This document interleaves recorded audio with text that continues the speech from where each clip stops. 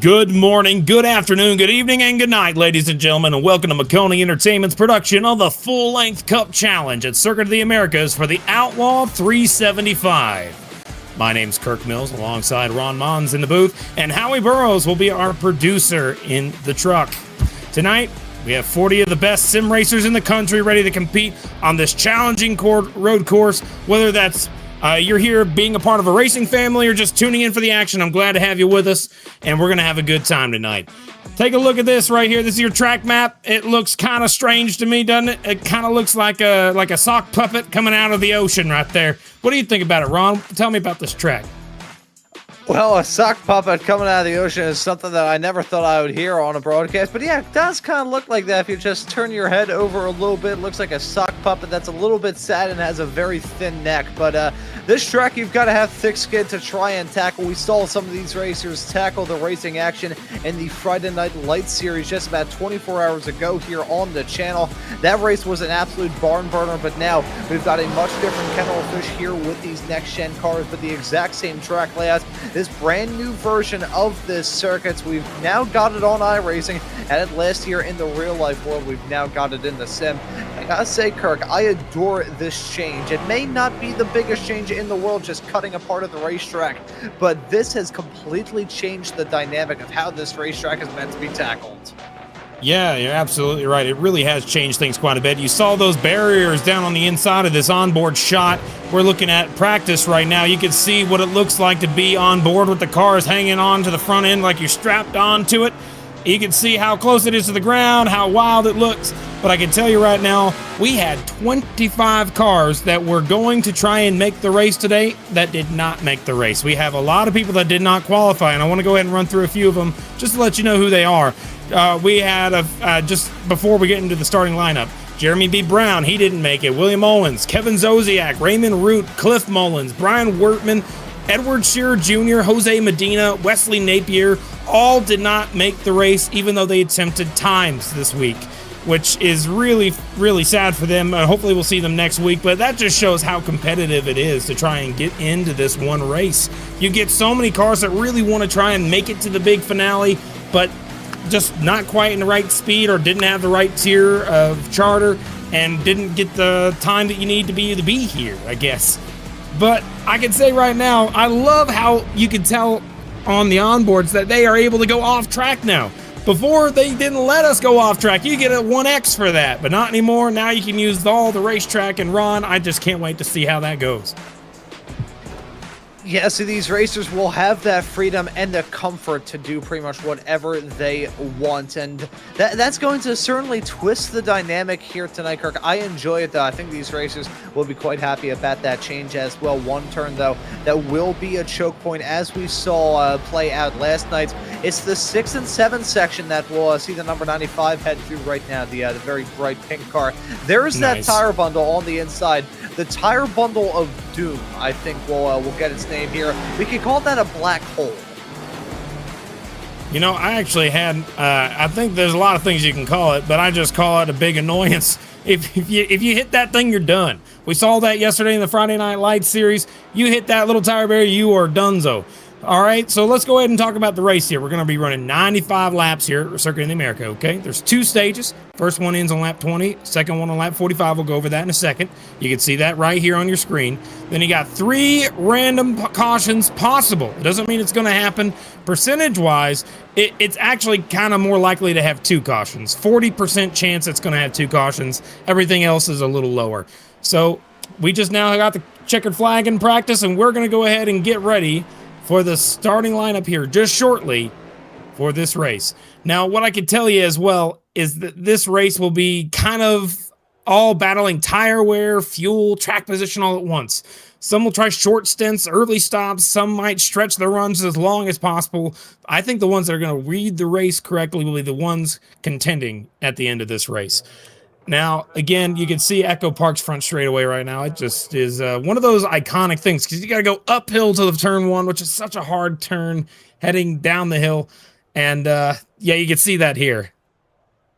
Let's go ahead and take a look at our starting lineup here, if we can.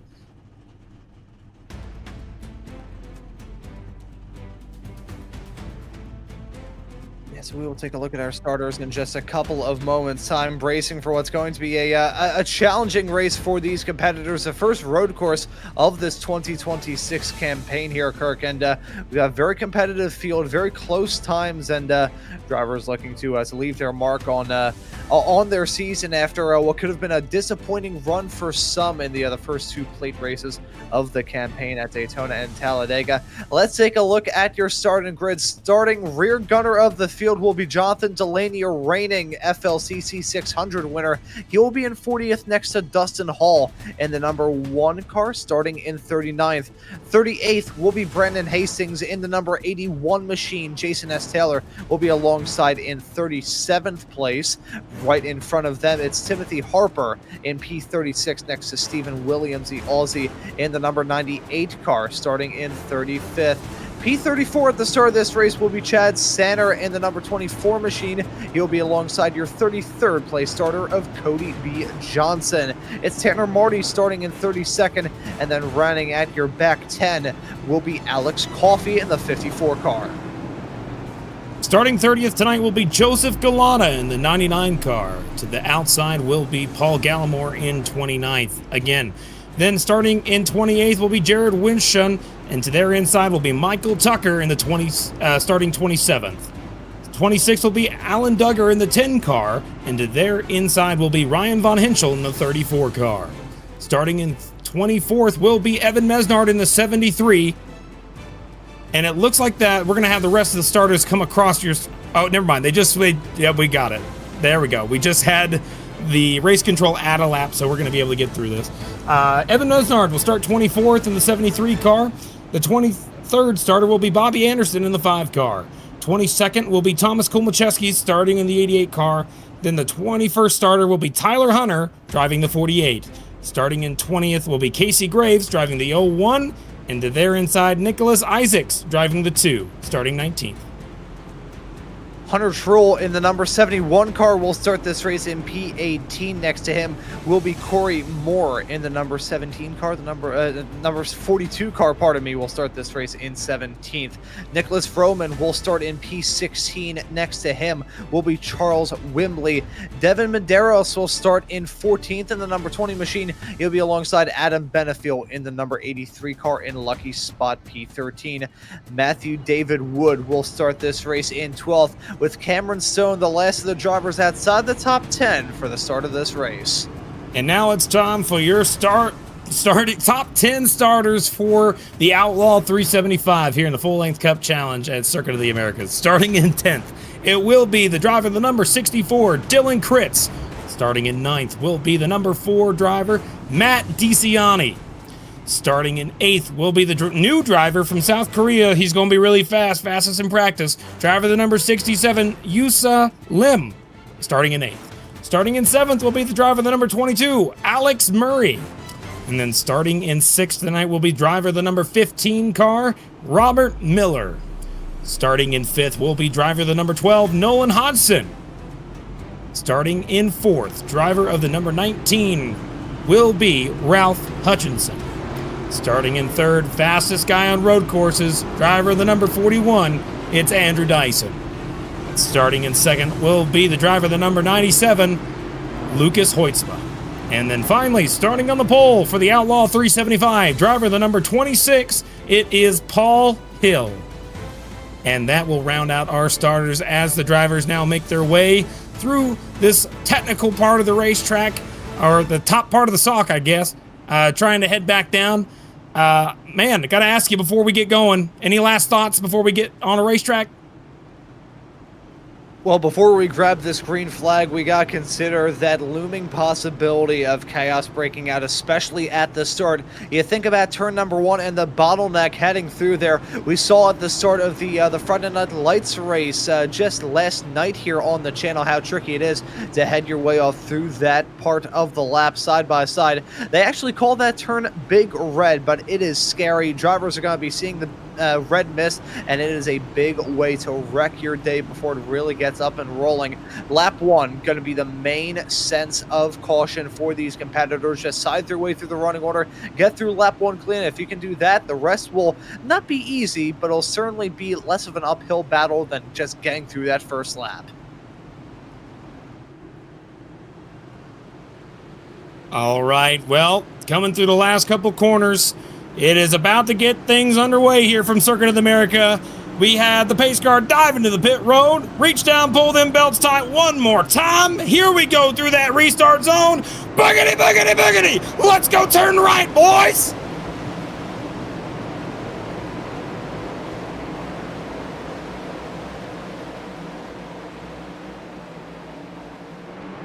Oh, huge lockup for Paul Hill. He's going to go wide. Dyson makes it really wide.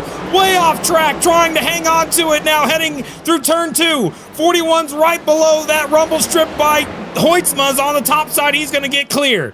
So it's Paul Hill, then Hoytsma, who goes off track. He's going to have a slowdown. Oh, that's going to stack up the field big time as they head their way off through the danger zone 6 and 7. That's going to stack up the likes of Dyson, Hodgson, and Hutchinson right in tow. Keeping on how those racers try and side their way through the chaos and craziness. Meanwhile, a little bit farther behind side-by-side racing as they head their way through the shortcut. But a smooth start, a huge lockup, though, from Paul Hill. Keeping on that car, he may be struggling through the rest of this stint. Everybody's trying to get settled in. A couple cars started from the pits. Evan Mesnard, for example, is currently sitting on pit road. The 01 of Casey Graves had to serve a penalty from last year. The 2 car, Nicholas Isaacs, towards the back as well. Yeah, so some drama breaking out before we even grabbed the green flag. Casey Graves had to serve a drive-through for some penalties coming out of the previous rounds of the championship, and drivers running into trouble. It looks smooth up at the front outside the huge lockup, but chaos farther behind us. Hoytsma going for the dive. Yeah, just like that, making a move for the lead, but under over move. Look at the comeback here from Paul Hill, trying to make a move down to the bottom. He thinks better of it, pulls in the draft. And now Dyson has closed up to the back bumper of second place, up the hill into turn number 1. Take a look at this. Paul takes a defensive line, trying to hold off the 41. Through that left-hand corner, Hoytsma is now your leader as Dyson tries to close in on Paul Hill. Oh, and there's a spin on the front straightaway. Hunter Truex sitting the wrong way in the 71 car. Sitting the wrong way on the front straightaway.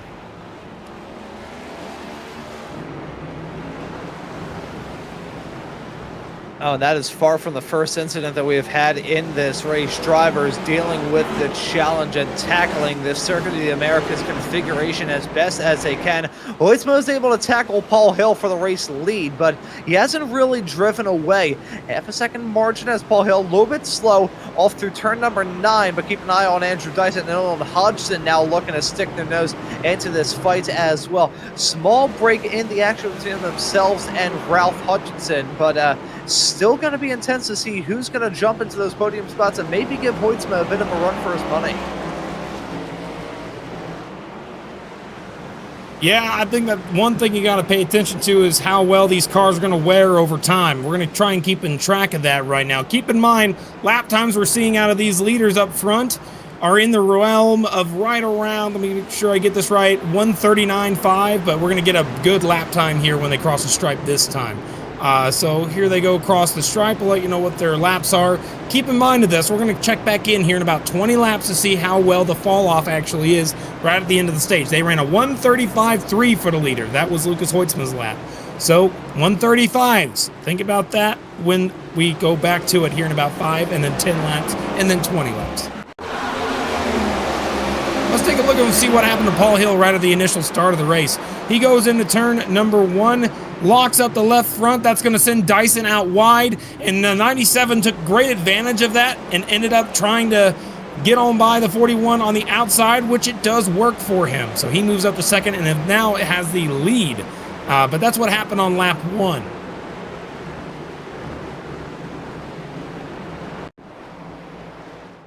As Evan Mesnard ran into some troubles here, round of bowling off into turn number 1. That's the trouble. It's so inviting to try and go for something. That's a hardware failure. That's a hardware failure for sure. Who hit him? Oh my gosh. Yeah, that is... I have never seen a car Oh my gosh, and that sucks. It's at the worst point, and everybody's coming in. Look out, 71 gets the worst of it. Kolmacheski also gets some damage. But wow, and he's still on the gas. I can't believe what I just saw.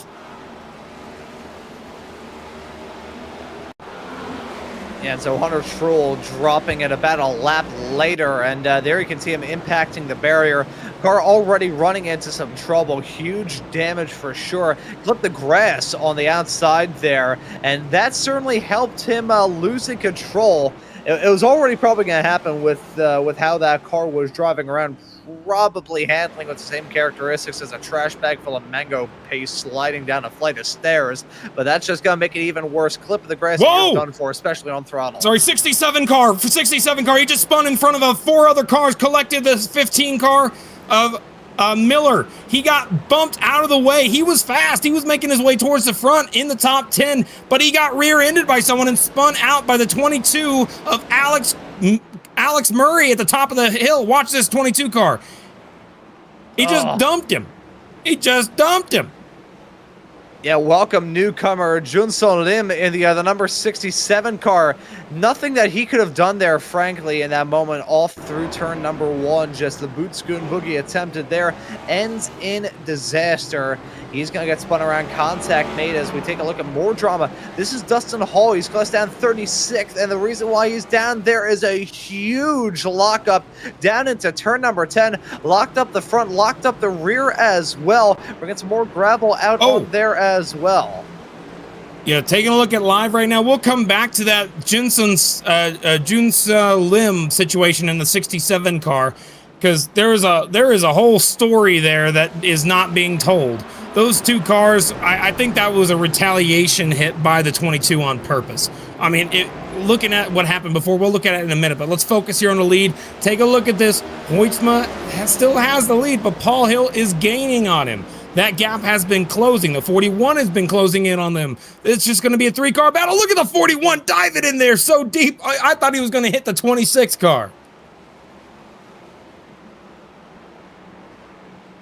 Yeah, so really, drivers being brave already into the braking zone of turn at number 1. Right as I was saying, as we saw that incident break out with Evan Mesnard, so obviously a hardware failure, but the point still remains either way. The braking zone into turn 1 is so inviting to try and get a move done. The track is wide. You're going up the hill, so whenever you slam on the brakes, it's just helping you out big time through there.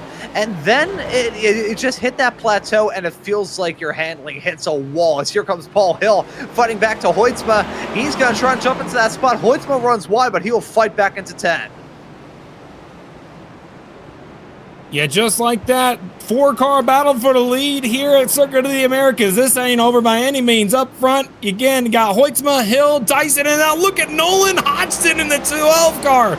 Making a move on a road course champion here. He won every single road course race he was a part of in that 41 car last season. But now he's under fire by Nolan Hodgson in the 12. What a difference from last year, sitting 3rd instead of a mile ahead of everybody up in the lead.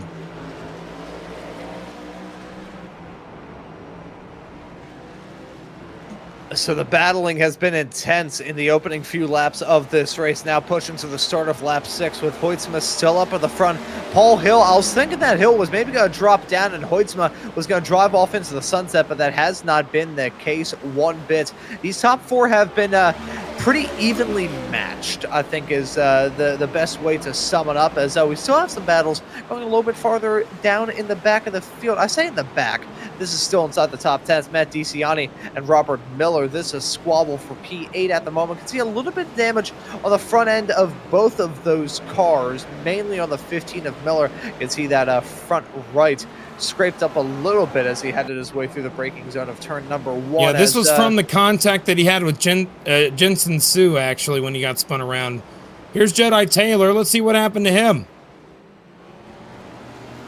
Seconds last turn 15, and that jagged curb on the outside, ending in tears. You know, Daniel Kvyat in the F1 Grand Prix here in 2015 did something very similar. Yeah, we've seen that for sure. But take a look right here. This was the battle I was telling you about where these two got mad at each other, the 22 and the 67. The 67 is trying everything he can to get by the 22 through this section. but I can tell you right now, he made this hard left-hander corner here, and the 22 goes way wide. And watch what happens here out of the exit of the final corner.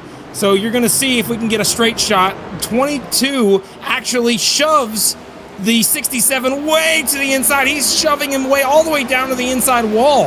And that's just retaliation for how he's been driving. 22 gets back on the normal line. 67 tries to continue on the bottom entry line, and that's where the contact happens. That's where he gets spun out. The 15 car is just a innocent bystander here. As up front, the top four have now closed to within just less than a second. Yeah, so the battle for the lead, as it has been since the drop of the green, is still hot. Just to quickly wrap up on that replay that we saw there with the 22 and the 67 coming to blows. Yeah, there's obviously a lot of context surrounding it all, but that looked completely unnecessary from the 22. I'm not sure why he was running him all the way down to the hot dog stand into one, but regardless, side-by-side racing here with Hill and Hoytsma once more. Yeah, that's a replay here. That 26 tried to make a move on Hoytsma, wasn't able to get the job done, fall back in line, and right now it's getting pretty good live. If we can get a camera on live real quick, up front, 41's pressuring the heck out of Hill.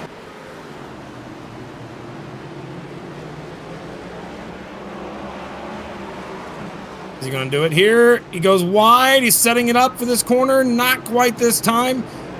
26 gets a little loose. That's going to give the 41 some momentum, but all these guys are very competitive today. I'm just very surprised by seeing this little grouping of 4 cars. Next closest guy is 3 seconds back, and that's Ralph Hutchinson, along with Matthew David Wood just a few seconds back as well. I mean, pretty good day for the rookie, if you ask me, for Matthew David Wood. As they're side-by-side for second, here goes Dyson to the inside.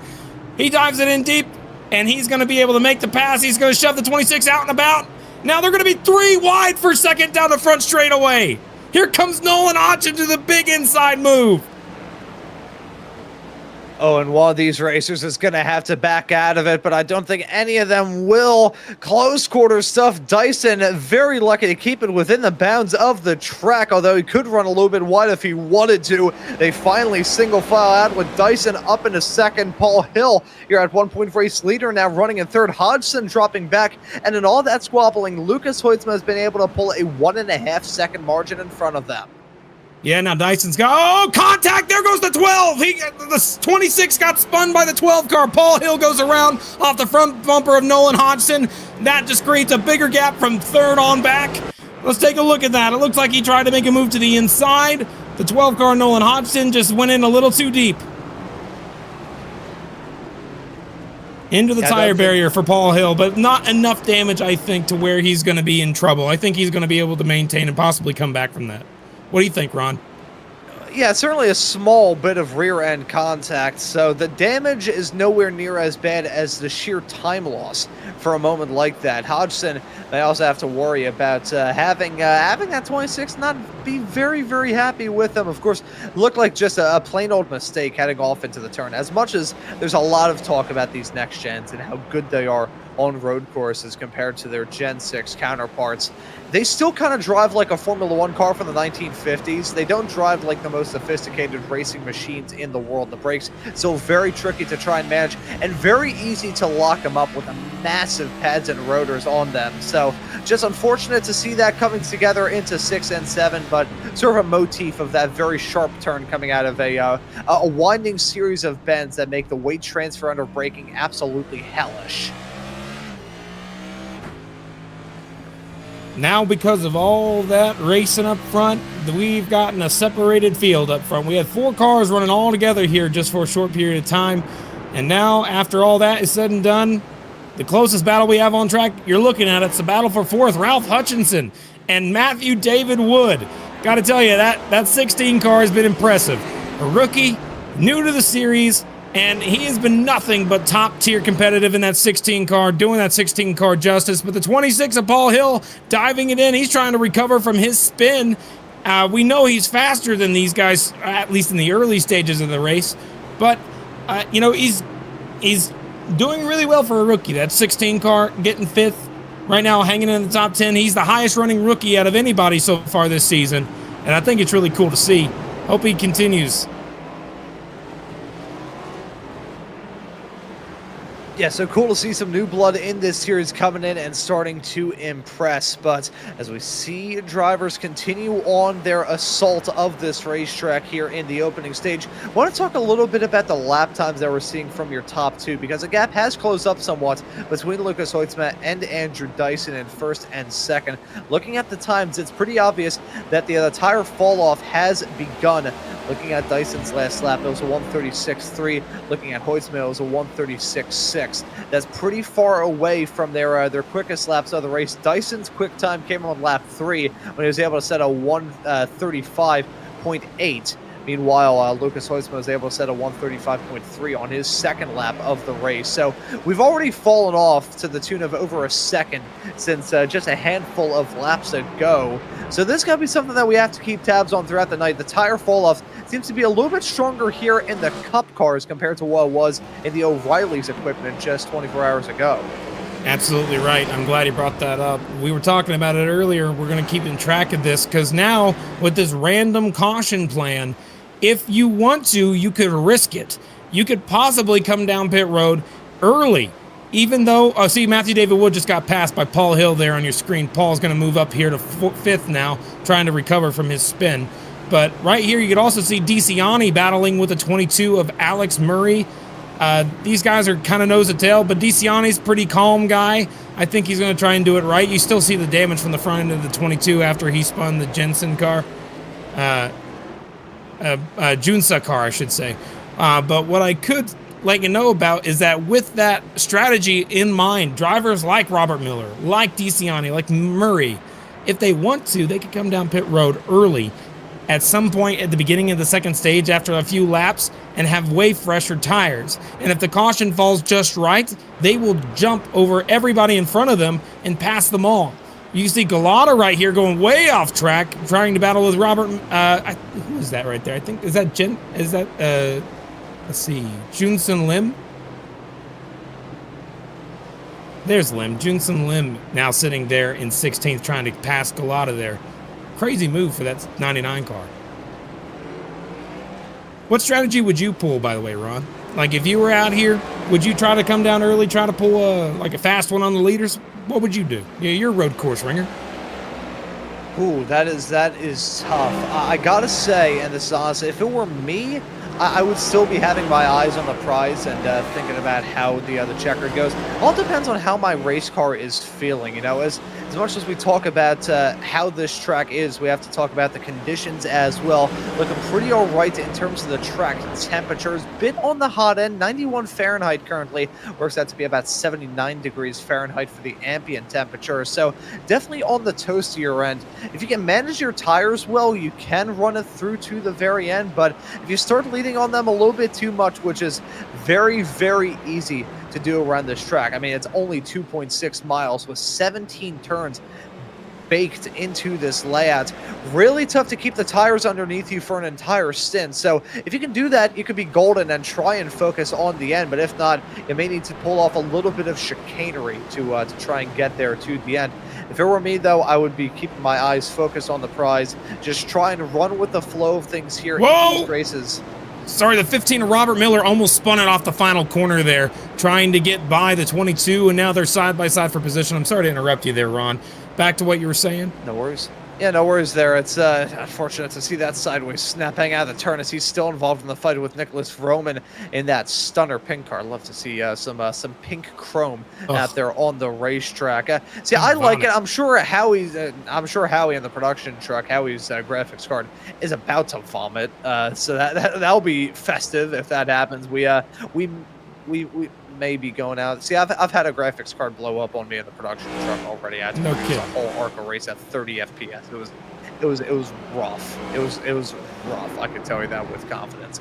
But yeah, going on to the strategy, we're kind of seeing it a bit at the front between Hoitzma and Dyson. Now, Lucas Hoitzma throughout this race, he's been a bit more skittish. He's had to run away and withstand more challenges and fights. Dyson, meanwhile, he hasn't really been in the thick of it too much. He did have a little bit of chaos and craziness break out around him, but for the most part, he's been able to run it smooth, and we're starting to see that that ease throughout this race start to play out in Dyson's benefit. Probably has more tire life in his race car and starting to be able to lean on those good years a little bit more. Yeah, most folks typically know that when Dyson is in the field, it is normally a battle for second. We heard that quote yesterday in the Friday Night Lights series from Bryson Hicksonball. He's now race controlling this race here tonight. But I can tell you right now that whenever that 41 car is in this field, it is so difficult to try and beat him. Right now, Lucas Hoytsma, I think, has the best chance. Obviously, he's leading this race. And yesterday, he had the best chance yesterday, too. He was in second for most of that run. And Hoytsma's really good at road courses as well. But Dyson's just got the long run down to where he could save the tires. I'm not sure what he does differently than everybody else. But what I can say is that you can see in the lap times, he's been 0.3 of a second faster the last 2 laps. So no doubt about it, that 41's just waiting for the right moment to strike on that 97. And, you know, this is going to be a comparison that's probably been heard quite a lot in reference to Andrew Dyson, but I'll bring it up here real quick before it starts to get intense here up at the front, which it really looks like it's getting to. Dyson all over the back of Lucas Hoytsma. Dyson being delicate on his tires kind of reminds me of what competitors say about Shane Van Gisbergen and his NASCAR adventures. Very delicate on the tires. He can get the most amount of life out of them for so much longer than everybody because he's got that delicate touch. He's got the smoothness. As a kid, showing up to this indoor go-kart track right outside the city of Philadelphia for the very first time when I was 8 years old, saw a little instructional video that they had from, at the time, Pro Mazda champion, future IndyCar racer, Gabby Chavez, who said smoothness and consistency is fast. On the road side of things, if you can be delicate, if you can have that nice touch, you can be golden. Let's see what Dyson can do as he's now within 2/10 coming across a stripe. And let's see what his lap time was compared to the other one. It looks like 0.3 again. Wow, he is so dang close.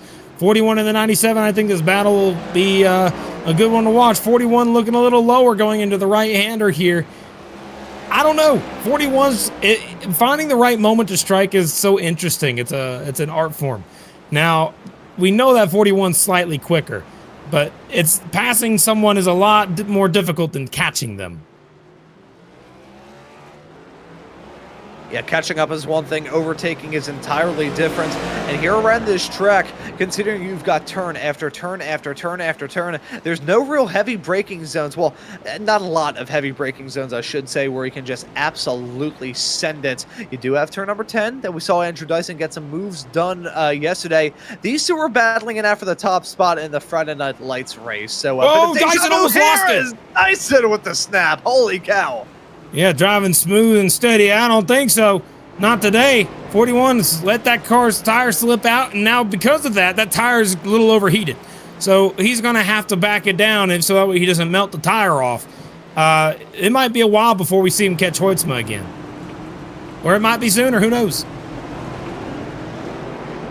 Oh, my God. I'm still caught up on that save. He had it all crossed up there. And oh, 97's loose now. The leader just made a mistake. He went off track, got in the grass. He went wide, and now the 41's right back on the back bumper. Yeah, this is how Dyson was able to get that move done for the race lead and eventual win just 24 hours ago. Let's see if it helps out this time. Hoytsma trying to block it off, really snappy on the brakes, overshoots the turn big time, and he's going to lose out on the lead. Hoytsma with a mistake into turn number 1, going to cost him dearly. Being right on the edge, eventually you're going to find it. He found it, and now that's cost him the lead. But up here, take a look back here at some of these guys. This whole battle here has been kind of nuts. The 22, the 64, the 15 crits, Murray and Miller have all kind of just been kind of wild. They've been hitting each other, bumping each other, trying to get by. I think that this is just a fun little battle to watch right now. Yeah, that's one thing I love about road course racing. The battling is just fun. And here around this racetrack, you can have the opportunities to go side by side, turn after turn after turn after turn. Even on this still kind of tacked on, in an odd way, shortcut layout that we use here in the NASCAR world. It still is a track that has a heck of a lot of flow to it. Everything goes from one turn to another. It feels like a natural road course. It doesn't just feel like something that's been tacked on onto the streets, although from what we saw earlier with the NASCAR trucks. Some street racing and NASCAR goes together quite well too. But seeing these racers have the comfort as well to battle out hard, it's good to have the opportunity to, but if you have the comfort level of somebody who just can't go side by side, it's not really going to matter at the end. These racers feel comfortable enough to go side by side with their competitors, and it speaks about the track, it speaks about the series, and it speaks about these drivers as well. The fact that they all know each other well enough to know, okay, I know what this racer's going to do. I know that I can go side by side and tussle a little bit. Of course, tempers occasionally flare, but many of these racers have been driving around each other for well over a year now, sometimes even more. Yeah, these guys have been driving for, multiple years, but right now, wow, okay, sorry. They had a lap car. Jedi Taylor getting up and out of the way live right now. That 60 car, obviously not in a good position. The 57 is battling with Galata right here. And, of course, that 67 car is also trying to recover from what happened to him.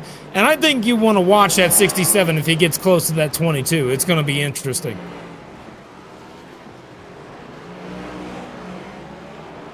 Yeah, it will be quite fascinating once more drivers start to pick their nose up into this battle and start going side by side. You got to think about the different philosophies as well. It's always brought up in reference to short track racing, drivers who may be a bit more on the aggressive end, others who may be a bit easier.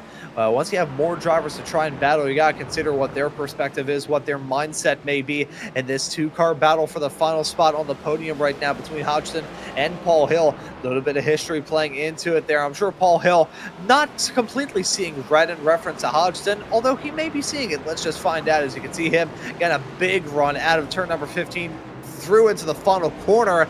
This is going to be a fight to keep our eyes on as they head their way up the hill into one. Yeah, right there, battle for third.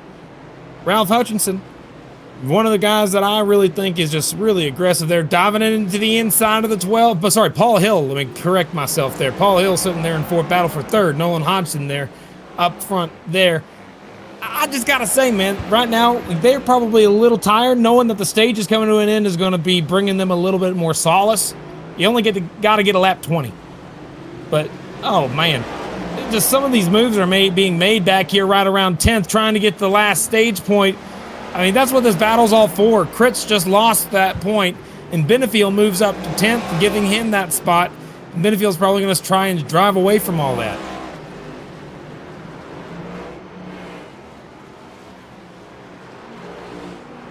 Yeah, looking at the chaos in your rearview mirror, just saying, no, I don't want any piece of this. No, thank you.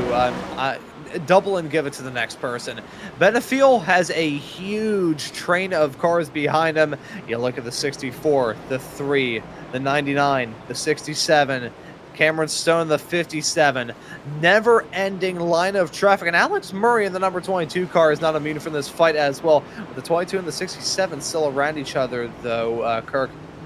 Will there be a part 2 to their little dice up and shenanigans? No, they already passed him. They already passed him. The 22 let him go. 22 got on the brakes whenever we saw Jedi Taylor get up and out of the way a few laps ago at the top of turn 1 and let the 22 car go. Let the 67 go. So I think that may have been like, sorry about that. Didn't mean to do that. Go ahead. See if you can go ahead and go and get him. But this battle, Kritz, take a look at this. Kritz pulling some strategy. Decides he wants to try and flip the stage. So does Robert Miller going down pit road as well. Yes, so the pit stops already starting. These racers deciding to pull down pit lane and finally bite the bullet to get some new tires, and their race cars are going to feel completely refreshed. Even under the Texas sun here, you can see those brake rotors burning bright off into turn number 1. Despite the uphill climb, one of the steepest descents in the world of American motorsports. Turn 1 here at this racetrack is an absolute behemoth. They call it Big Red for a very good reason. Even with that being said, and the elevation change that helps you instead of hurting you, the brakes are still screeching in pain by the time you head your way up to the top of the hill. These racers have to put in effort to go side by side, speaking of. Going to the inside, Galata trying to make a move on that 3 car. Looks like he's going to be able to... Nope, not this time. 3 car dove it in deep. I know he's going to make some contact with the 3, trying to give him a bumper shot, get him up and out of the way. But no, that 3 car is going to hang on to it. New driver here this season. First time here. that 3-car, Charles Wembley. New guy, hadn't talked about him much, but he's driving the 3-car this year, and he's trying to do it justice. Yeah, so good to see him duking it out and getting some good results here, or at least trying to get some good results here. So 18 laps into this race, so we still have a lot of racing action left to go. Andrew Dyson holds on to a 1.2 second lead up at the front. Paul Hill still holding on to your final podium spot in third. Quickly do want to touch on the track conditions though, as they continue to evolve and the racing action gets hot there on the circuit. The track temps have pretty much flatlined. One thing worth mentioning is that we are getting farther along into the late afternoon and evening hours in sim, currently pushing 3:05 p.m. in sim time. So that is that's pretty good for these competitors. The tires will not be screeching in sheer agony like they may do if we were racing into the afternoon.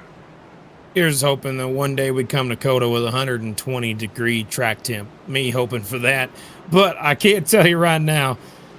We got coming down to get one of the last laps before the end of the stage. 41's making his climb, trying to get there in time. But you're looking on your screen at other cars driving. That's Paul Gallimore there in the 11 car, driving for BMP. Not having the best of days per se, running back here in 20th. But that's just something that can happen with some of these drivers. Obviously, this is NASCAR. A lot of us like to turn left. That's just how it is. But the moment that you get a bunch of guys out there running on a road course, sometimes the goal is no longer top fives, it's surviving.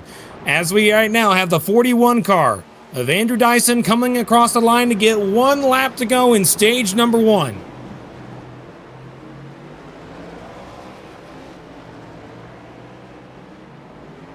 Yeah, so right as we were expecting, he jumps up to the front, and I wouldn't say he's driven away, though. Lucas Hoytsma still keeping him honest. I'm going to be keeping my eyes on that number 97 car throughout this race, Kirk. I'll be brutally honest. I think that he's got a very good chance of doing well here, either finishing on the podium or maybe rattling the cage of Andrew Dyson just a little bit. He showed some pace last night, showing some pace here today. We'll have to keep tabs on that number 97 because I think he is here and here to fight. Well, we'll have to find out. Right now, Dyson's got it by a bunch. But again, there's a lot of battles that are going on throughout the entirety of the top 10. There's a really close battle for 10th itself. But for right now, let's focus up front, and then we'll come back to look at that with Charles Wembley here in just a second. Andrew Dyson is just showing us exactly why he is known as the guy who could just win on every road course. Doesn't matter where we go, who you're racing against. That 41 of Andrew Dyson just is that much better at road courses than most folks. This first stage, he's dominated. Really, he hasn't been up front that much, but he waited. He waited in the wings, waited for the time. His tires finally got a little bit of an advantage over second place. He was able to make a move past Hoytsma and then take the lead, and he's been running away with it ever since. Coming through the final corner, that number 41 car will cross the stripe here in just a moment to win stage 1 here at Circuit of the Americas. Let's go back here, though, and look at 9th and 10th. This is the battle for 9th and 10th. You see the 83 of Benefiel battling with the 3-car of Wembley. Will the 3-car try to make a move? He's trying to go wide, not quite. Final corner, look out, they're going to be 3 wide. 3-car dives it in on the 83, no. Contact in the door. 3 wide to the line, it's going to be a drag race. Oh, I thought the 99 had the both of them. That's not over yet, they got across the line. There, I think Wembley got him. He just got him. Look at that gap at the end. That was about, I think that was 66 thousandths of a second at the end of that stage. I thought the 99 was going to have the both of them, though, I'll be honest. Yep, you can see your finishing results there for stage number 1. We're going to go ahead and talk to the 41 once he gets done with his pit stop. But in the meantime, let me see if we have the ability to do something real quick. Do we have ability to go to break, Howie? All right, let's go ahead and go to break here. We're going to be right back after these short messages, and then we'll go ahead and talk to Andrew Dyson.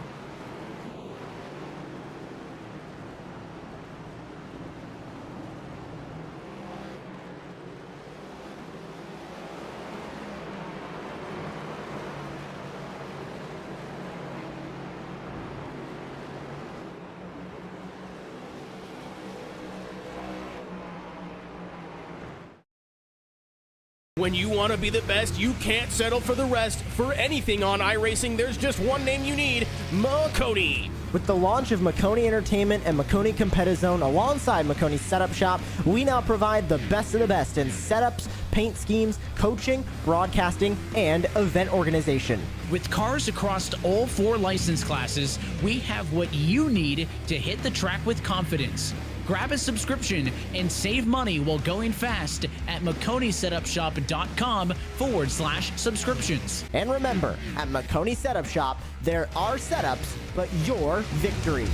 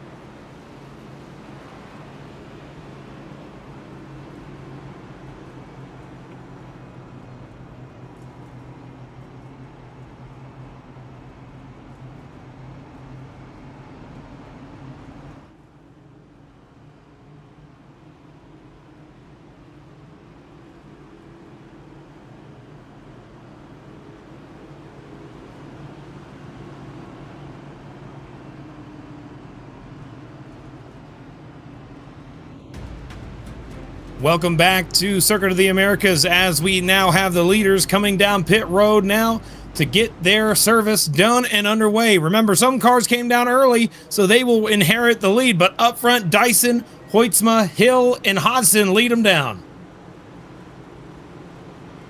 And the first stop, the trend-setting stop of the day. Everybody gonna try and hit their marks as well as they can. We saw during FNL just 24 hours ago here, Kirk, drivers making some costly pit lane mistakes. We'll see if everybody hits their marks perfectly as they bring it down into pit lane. Up on the jacks, they're all gonna go, taking some brand new Goodyears. That's gonna feel like a brand new lease of life has been brought to these competitors. Here we go. Drive off pit road. Looks like it's going to be Dyson, followed by Hoytsma, Hill, Hodgson, and then you got the rest of the field going across there. When they crossed the stripe there, I think that was Hutchinson, then Matthew David Wood rounding out your top 6 drivers, making it out. But take a look here on your leaderboard if we can. Can we see the stints real quick for the leaderboard?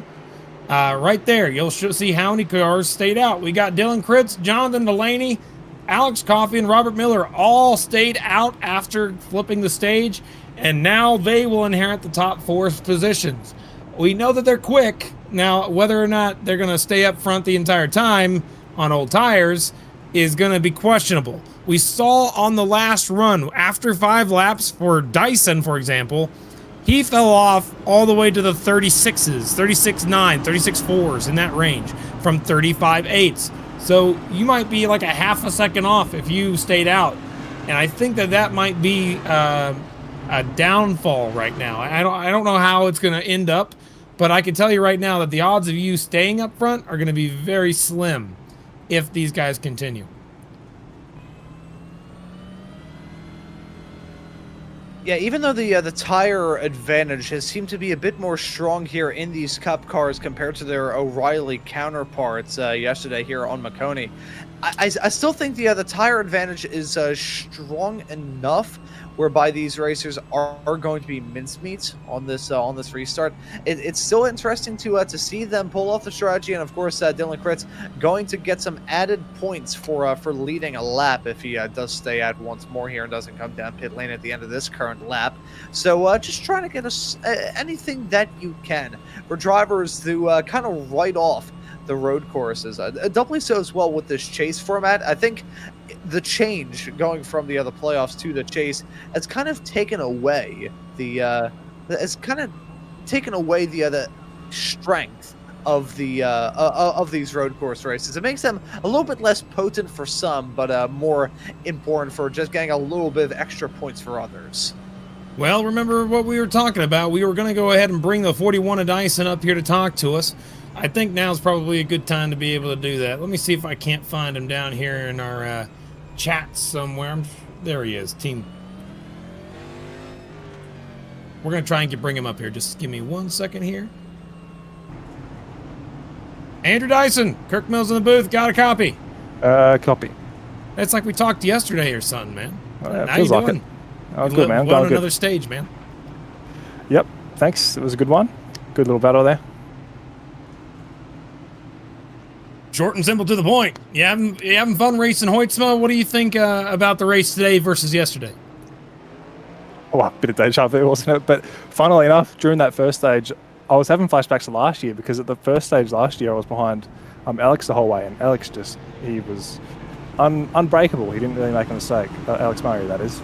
And I thought maybe the same thing's going to happen again. I saw Lucas make a mistake coming out of that the slow left-hander in the stadium section just before the triple right-hander, and I thought that was pretty early on. I thought, okay, he's probably learned his lesson from that. He won't make another mistake now. But he just had a little lock-up into turn one, probably about 10 or so laps later, and that gave me a chance to look in. So tried not to look back at that point, and made it to the end of the stage. Well, you got a lot of lap cars in front. Well, cars that stayed out on slightly older tires in front of you. What are you thinking about going through these guys? Oh man, I just said to the boys, it's a danger zone, and we started singing Kenny Loggins because it does feel like that on these restarts sometimes. But I mean, look, I think the main thing that everyone is thinking to give all ourselves the best chances, we just need to get through this and see what happens. But of course, if there's opportunities, we'll be taking them. All right, man. Well, wish you the best of luck. Try to keep the car safe and under control. You got a lot of guys up front that might have a little squirrely tires. Wish you the best of luck. Thank you, man. That was Andrew Dyson, Ron. Got to tell you, that guy, he's chill, but it sounded like he was a little antsy about this restart. Can you blame him, though? No. Can you really blame him? No. Yeah, I definitely cannot. No, the guy's going to be that way, especially knowing that what they got to go through. Danger Zone by Kenny Loggins, great reference. I'm kind of surprised that came up, but that's good. Dylan Kritz, for example, is leading this race. Dylan Kritz was running just outside of top 10 the majority of the first stage, and his best lap is kind of similar to Dyson's like 18th lap, if that puts you in any perspective. It's going to be difficult to see how this is going to line up. But I love going to these road courses because it really shows those that can drive on left and right turns versus those that can just do left turns. And right now, these guys up front, we know Delaney's fast. We know Coffey's fast. We know Robert Miller's fast. Dylan Kritz, he's going to probably try his best to stay up there as long as he can, but I don't know if he's got the road course prowess to be able to stay up front. We'll have to find out. Pace car's going to go ahead and dive down into the pit lane, and we're about to get things underway. Yeah, just to quickly touch on that before we grab this green flag, what I love about stock car racing the most is you've got to be a very versatile driver to have success. As we are getting back up and rolling here for the second stage, the green flag flies and the drivers are on their way. All right, look out. This trouble corner right up here. A lot of guys like to dive it in deep. Look at the 41 of Dyson being 3 wide on the inside, diving it in deep. More cars doing so in the back. DeCiani, they're 4 wide, 5 wide even back in the back of the field. But up front, Dyson trying to hang a wide line on the outside of Coffey.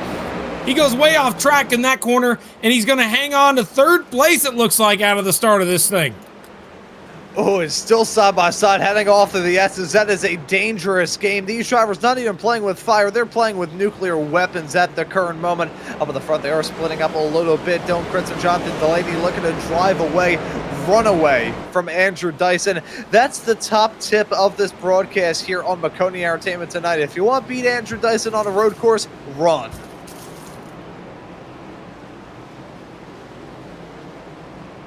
Ooh, there we go. I was expecting that.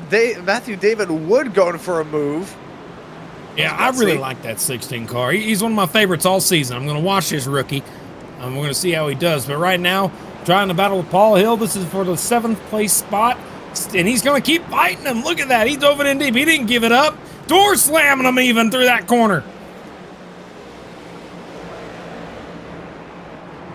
These racers just absolutely throwing haymakers at one another. The 26 has been in the thick of it all throughout as a 16, nearly dooring them as they headed their way out of the turn. Now look at the 12 of Nolan Hodgson. He's going to stick it down the inside all through the final turn. They'll be side by side coming across the stripe here in a couple of moments' time. Will we see a dive off into turn number 1? Maybe, potentially, possibly, perhaps. I would say probably. I'm seeing a lot out of that 16 car. I mean, it's interesting to watch him. Like, I didn't think he was going to stay in there and battle with him. I thought he was going to let off, but no, he tried, and it looks like he'll lose that spot, but still there. I mean, still didn't give it up like it was nothing.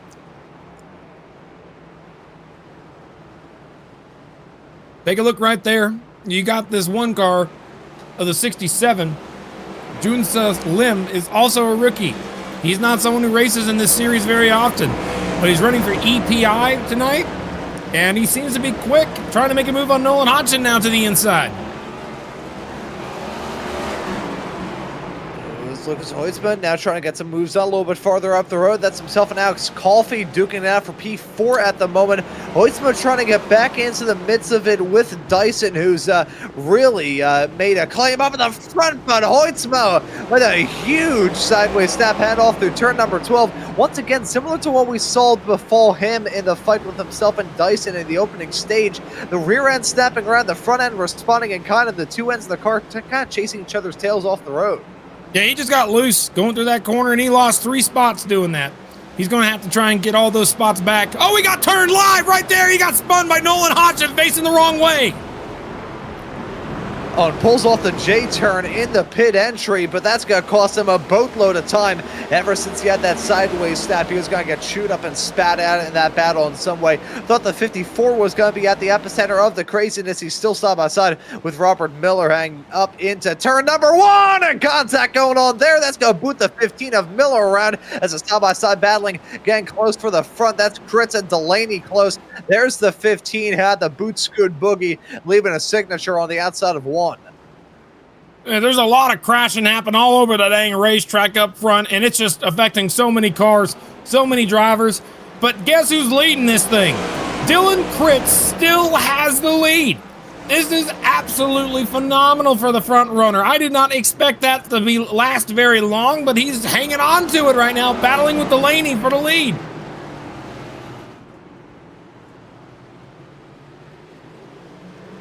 Wow, he's just not giving up. Yeah, not giving up at all. Dyson with a massively smashed in front end, though. He's got to stick his nose into this fight as we look at Nolan Hodgson. Got the other Pied Piper. This fight as the 19 with a sideways snap. Delaney and Kritz side by side up at the front. Feel bad for Howie on the production truck having to be like a chameleon looking at 16 different things at once. Dyson with the dive into turn number 16. Speaking of, you can see the front end of that race car fairly crinkled up, but he's still really bringing the thunder. He's jumped his way into second. Now 1 more spot to gain. Some damage for the 41. That's a big deal. I think that's something we're going to have to keep in mind of, because if that's slowing him down, he'll have to come down and fix that damage, which could make it even more difficult for him. But I don't think it's slowing him down. He's still able to make these moves, go through the field, all over the back bumper. Delaney now. I mean, it could happen to anybody.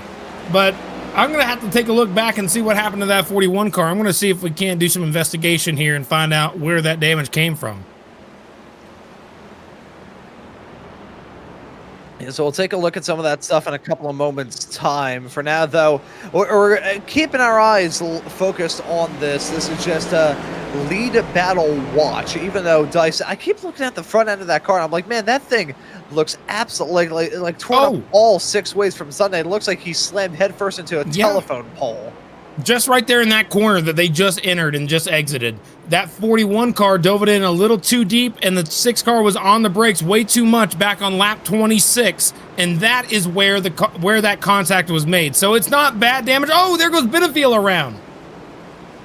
Yeah, Adam Benefiel, latest racer to run into some troubles off through turn number 9 at the end of that back stretch. Certainly a bridged run considering the shortcut version that we are running here. He's now falling himself into trouble. We'll take a look at the replays of what's been a hectic start to the second stage. Here was Dyson and some of the bravery that he had trying to cut his way through the running order. And there you can see again, might be a 3 or 4 for 1 deal. Either way, Dyson clipping the coupon massively. Somehow he was able to hang on to it. That's for sure. We got more replays to show you. Here's Lucas Hoytsma's incident where he overdrove the entry and got really loose here. Watch this right here.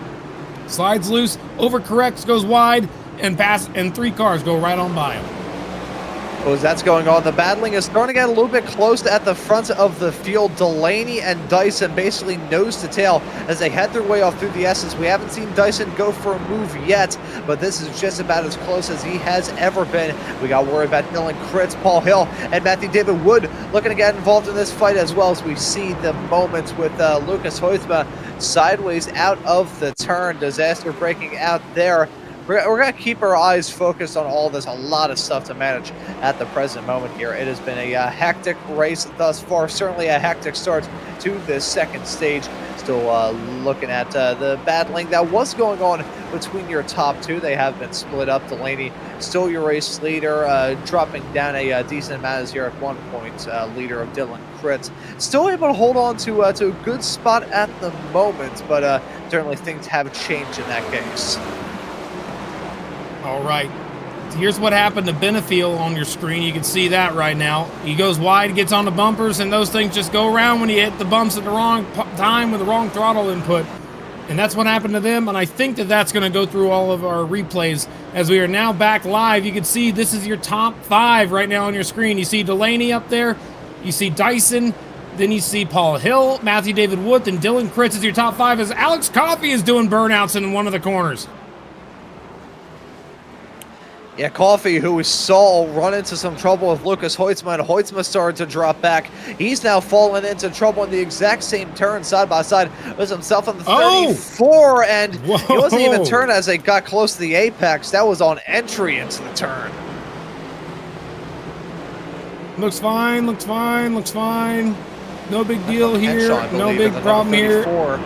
30, yeah, he just dumped him. 34 car just wrecked him. Yeah, that was lack of visibility, lack of spatial awareness there. It's certainly tough to try and manage it. Yeah, he knew where he was. He dumped him. That's what it was. He turned him. I mean, you could tell. If you go on board, I guarantee you'll see it too. He turned the wheel to the right. See, the only reason why I'm playing devil's advocate there and saying that he may not have known is because, the visibility is pretty rough as you head your way through that part of the racetrack. Is sitting on completely the other side of there. And we'll say we found. I looked back to try to figure out when exactly Andrew Dyson picked up that damage. He actually hit the back of Jonathan Delaney in a small little tap in turn number 9, heading off through turn on lap 26. It's lap 26 when that happened into turn number 9. So just a small little check up there. It was incidental and minor contact, frankly. We were focused on the other battling with Hoytsma at the time that nearly ended in, well, certainly did end in tears for him. It was very incidental contact that caused some rather big damage on the front end of that machine. Absolutely. You want to go way farther forward? I'll tell you when. Right here. It's going to be under braking into this corner. I saw it a little bit ago. 6 car. 41 just overdrove the entry there a little bit. A small little tap for some big damage. That's pretty much the iRacing damage equivalent of somebody getting hung for shoplifting. Yeah, about right. But I do like what it's kind of created here. Because now you got Delaney up front. This group of cars are really close together, but you also get these small pockets of cars all throughout these S's section. But up front, it is 5 cars that are within like a short distance of each other. And Dyson's all over the back bumper to the 6 right now. 41's all over the back bumper to the 6 car. If we can get a camera up front at the top of the leaders to see this, because he's banging on the back bumper of the leader here. He just gave him a shot going into that corner. He's trying everything he can to try and get by the 6. Not able to do it quite yet for Dyson. He had it. And watch these gaps. These gaps close so quick. It might look like a lot of distance, but in just 2 corners, like right here, that 41 will probably be on the back bumper of the 6 going into the final corner. Look at that. Exactly what I was talking about. You gain so much under braking. 6 car, for some reason, is able to carry a lot of momentum on the exit of the final corner. But going into turn 1, let's see how this looks. Will the 41 gain any ground on that 6? Only slight. I don't see much ground gain. I think right now these guys up front are just playing mind games, trying to make sure that their car is in the right position. And oh wow, 6 car drove it out really wide, but that's an interesting line. He's taking a different line through the S's than the 41.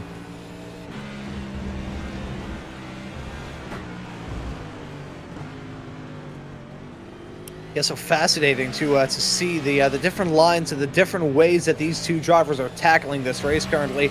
Dyson hasn't been able to make too much hay while the sun has been shining. We did say that the tire difference was going to be strong here, but Delaney, who came into the pits right before that yellow, may have a bit more laps on his tires, but most of those were yellow flag laps. So probably only, when you think of it, it's probably only a couple of laps difference between those cars in terms of tire life. And Dyson had to cut his way through the field, has gotten involved in a couple of incidents. So we saw this kind of with the shoe being on the other foot in the case of the Dyson and Hoytsma battle in the opening stage, where Dyson was the one that had the noted tire advantage. Now I think Delaney is the one that's feeling a little bit more comfortable when it comes to the tires, certainly compared to how many laps he has on them compared to how they are feeling. Looking through the top 10 drivers right now, I think it'd be a good idea to go through them. So let's just go ahead and start with Matt DeCiani. He's right now running in the 10th place spot in that 4 car. Had a great year last year in that 4 car, was able to do something that was quite miraculous. He had one of the best average finishes out of anybody in the field. Just did not come away with the championship last year, but definitely one of the more consistent drivers. I always called him last year Mr. Consistency, and that's what he was. And the car right in front of him, Joseph Galata, only made a handful of starts last season, just 1 spot ahead of him in that 99 car. He was a driver that was able to win on almost anything you put him in, except for road courses, it seemed like. He is just doing what he can to survive here this week, but on the ovals, you can count on that 99 car being leaps and bounds ahead. And this week, just not so much on the road course, but he's hitting a wall a couple times here and there. Kind of an unsettled car, but no doubt about it, he's got a lot of driving ability. Right in front of him, Nicholas Roman. Oh, battle for the lead right here. Dyson got by Delaney. Let's see what happened here to make that happen.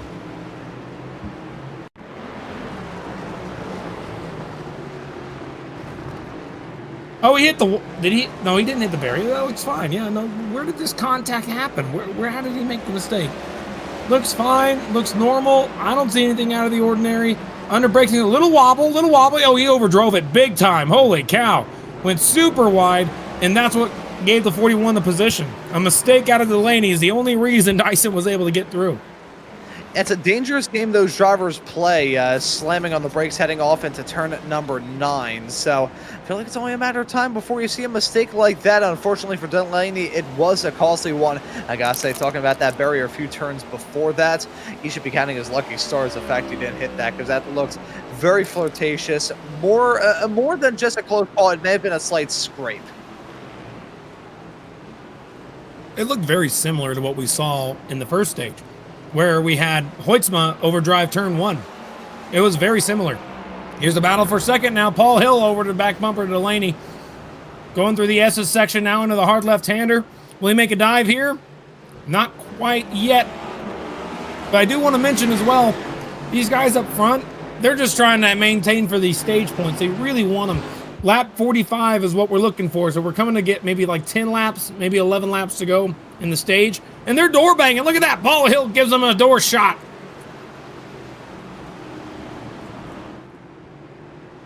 A bit of side-by-side argy-bargy racing still going on out there on the circuit, despite the fact we have 34 laps of this race in our rear-view mirror right now, coming to the start of lap 35. These competitors still a little bit skittish out there on the racetrack. I think the word of the weekend, Kirk, has got to be uncomfortable, because these racers have been uncomfortable throughout a lot of it, whether it be the O'Reilly Series action just 24 hours ago, whether it be here in these Cup cars. It's been tough for these competitors to try and manage. So I think if everybody can get through this race and be the least uncomfortable, they're probably going to come out of this race with a very good result indeed. Yeah, it's not normal. Absolutely not normal for this type of situation to occur, where you come to a race weekend and everybody's just not feeling the exact right way. On edge. We heard in Dyson's interview during the first stage that he was a little antsy. He was, oh, there's a car around up there at the top of turn 1. Dylan Kritz, who stayed out on that last caution, is going to lose most of the ground he would have had if he would have not spun out there. Let's see what happened to the 64 car. Did he get some help? No, he just did spun out on his own. Lost 1, 2, 3, 4, 5, 6 spots because of that. As Hill makes another dive to the inside of Delaney, not quite able to get it done, but look at who's coming up to this battle.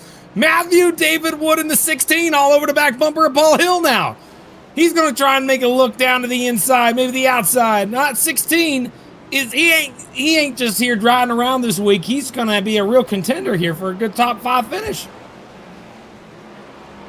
Yeah, put on a darn good drive right now. So getting some moves done, squabbling up, and I am very impressed with some of the racers that we've got in our top 5, and even in our top 6 as well. I want to give some love to Ralph Hutchinson. If anyone tuned in to the action last season on the Friday Night Lights side, where I was commentating it throughout pretty much most of the season and all of the action apart from one race here on Maconi Entertainment back during the 2025 campaign. I believe it was a Rockingham race where Ralph was actually joining me in the broadcast booth for that race. Actually, no, I will correct myself. I believe it was the Nashville Super Speedway. But great guy. I got the opportunity to commentate with him once. He gave it a shot. Didn't feel like it was for him, and got back behind the wheel shortly thereafter. And really impressing me at the moment in that number 19 machine, putting on a darn good drive here on this road course, and getting a good points haul too. This is one of those races where if you could just be there at the end, get an okay finish out of it, doesn't matter the sum to get to the equation. As long as that equation means a good points day, that's what matters. I just got to say the precision of what we're seeing so far. Whoa, let's see what happened to Casey Graves first before we start talking about precision. Uh-oh. Take a look right here. Goes over the bumps, gets a little loose, overcorrects, spins out into the middle of the front straightaway, sitting sideways. He gets back going, still going the right direction. And now remember, we still have that one guaranteed caution that we're going to have absolutely on lap 45. But that 16 car is trying to get by Paul Hill, but Paul Hill has now switched into defensive mode. He's no longer attacking Delaney. He's trying to hold off Matthew David Wood. I mean, I don't know if he's going to be able to do it, but man, that 16 car, you don't see that out of rookies very much. I mean, last season you kind of saw it with the 99 Galata, but you didn't really see rookies, folks that just came into the series for the first time, do well on a weekly basis. And the last 3 weeks, that 16 car has had speed. In Atlanta, he had a problem where he got up in the outside wall, went multiple laps down, didn't quite come back from it. But he did really well at Daytona, won one of his duels, and now he's running top 5 on a road course. Tells me this guy knows how to drive. And I just can't wait to see what he can do on a 1.5 miles. And of course, the next round of the season, we're going to be heading off to Phoenix in 1 week's time. I heard it be said in an interview with Kyle Busch a bit earlier on here today how some people do kind of eyeball the first 3 races as like the preseason Thunder 2-plate races and a road course. Then once we get off into the more traditional ovals, not saying that Daytona and Atlanta aren't traditional ovals, but once we get away from the plate tracks, away from the road courses, and down into the intermediates, then we're going to have a better idea as to how things are going to go throughout this season. But still, racers just trying to get the most out of everything early. As I always say, the journey of 1,000 miles begins with a single step. If you snap your ankle on step 1, that's not going to bode well for the rest of the trip. Thankfully, some drivers have been able to cope with the challenge brilliantly. We'll just have to see if that momentum continues through into Phoenix. We've really settled down in the last 15 minutes, don't you think, Ron? It feels like that after all that battling happened and the wrecking at the beginning of the stage, the tail end of the stage, and folks really calmed down. It feels like it's not as bad. It's just like really calm.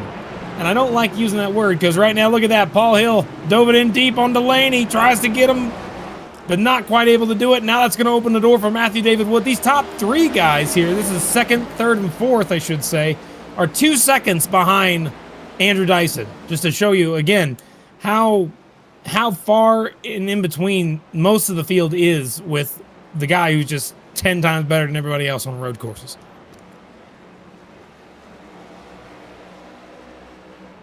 Not to mention Hoytsma is not even there because he got involved in that accident, didn't he? Just a little bit ago, he got spun out. Yeah, saw Hoytsma get spun out of the second's last turn. He's in 9th.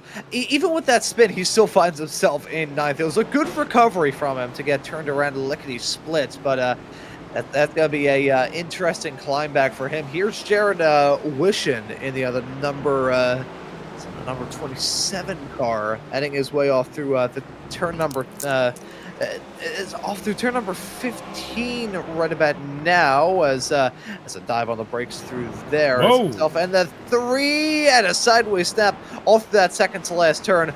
Kirk, I will say, hate is a strong word, but words cannot describe my strong hatred for that second to last turn here on this lap. It is just so unbelievably strange and awkward of a bend.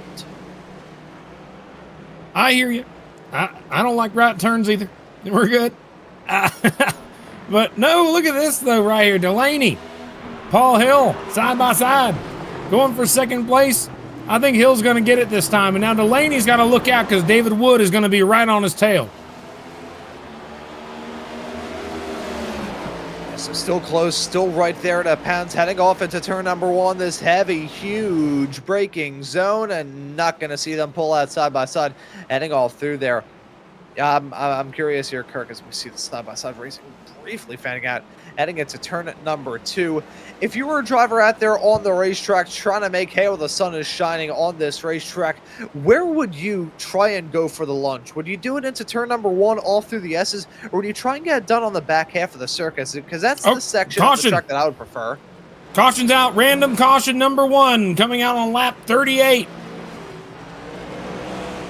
Okay, I'll answer that question in a minute, Ron. We got our first random caution of the night here. Lap 39. No incidents here. However, we can pretend like this is the incident, so let's pretend like this is what brought out the caution.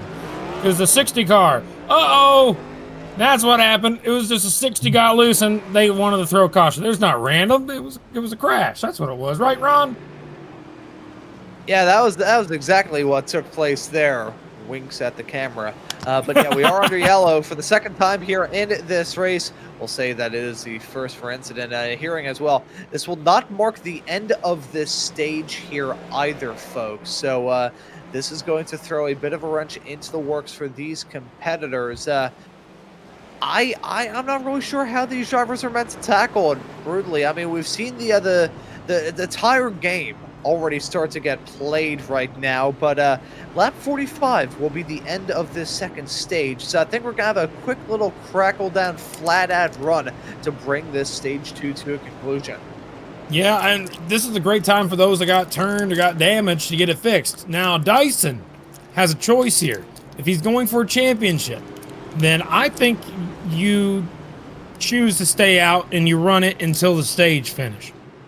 However, if he's planning on just trying to get the race win, trying to, have less chance of the car getting wrecked out or something like that, I mean, I still think you stay out, but you could come down pit road, get that damage fixed, wait around until the end of the stage. Those that stayed out would come down pit road. You pass them, and you will be able to assume the lead or at least somewhere close to it. It's going to be an odd strategy thing here because you got a double caution right at the end of the stage.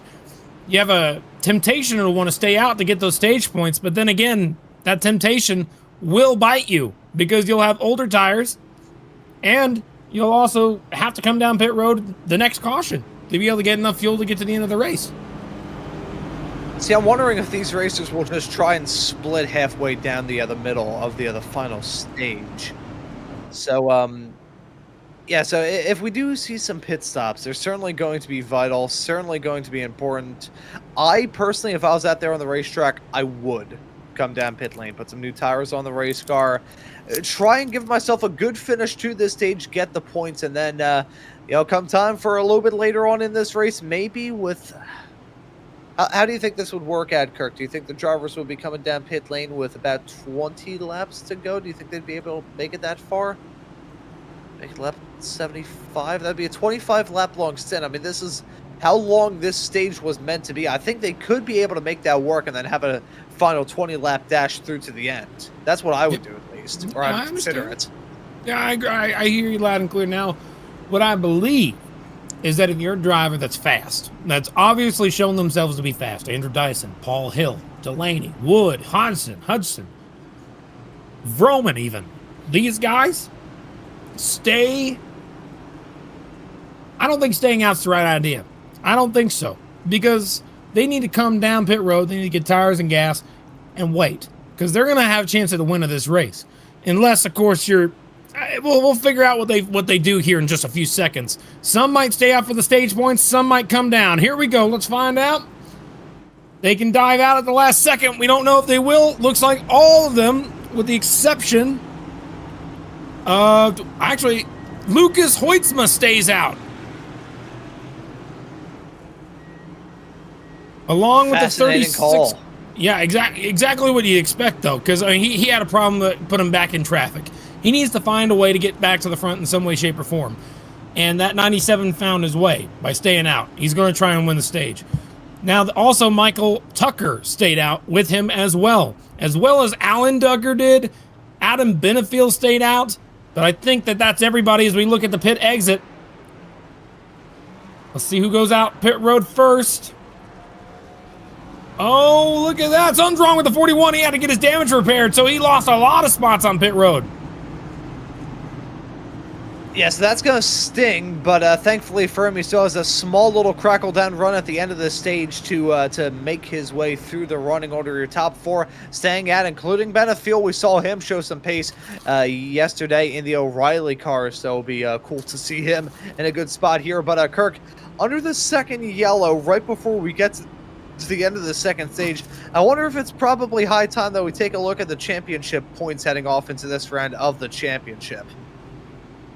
You can see right there, remember, if you win a race, that does not mean you are locked in. You are not locked into the playoffs this season. So now 16 cars are all going to be competing for a championship, and it's all on points. You can see the difference winning makes. Both winners, Vroman and Taylor, are well over 35 points to the good.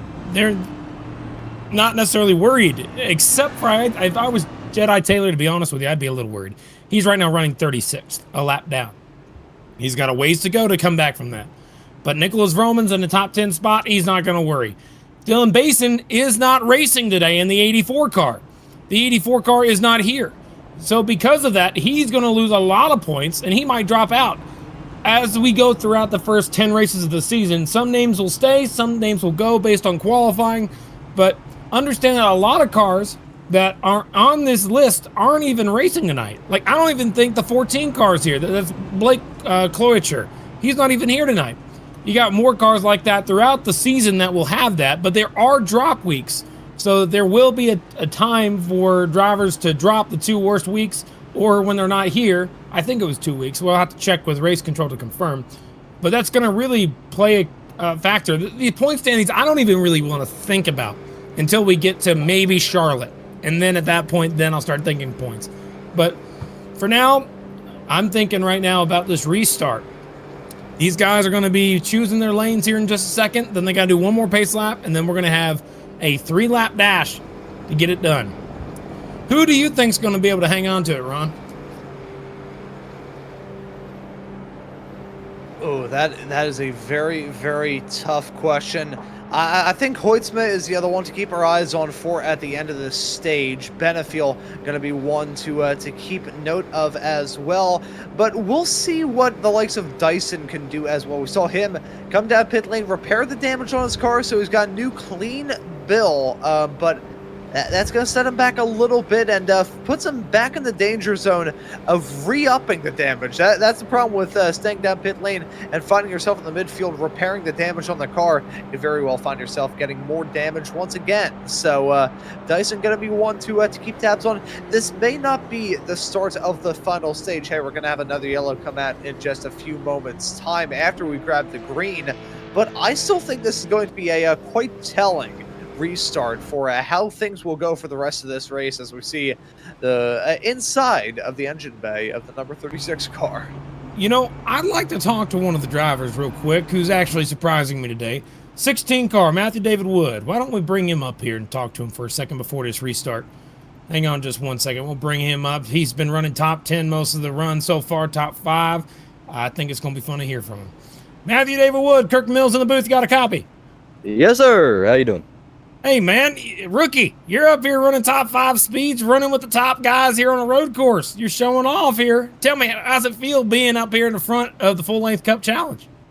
Well, the outlier, me, Rob, Johnny, and Cody, we built an incredible setup this week, and I've been struggling a little bit with rear-end grip.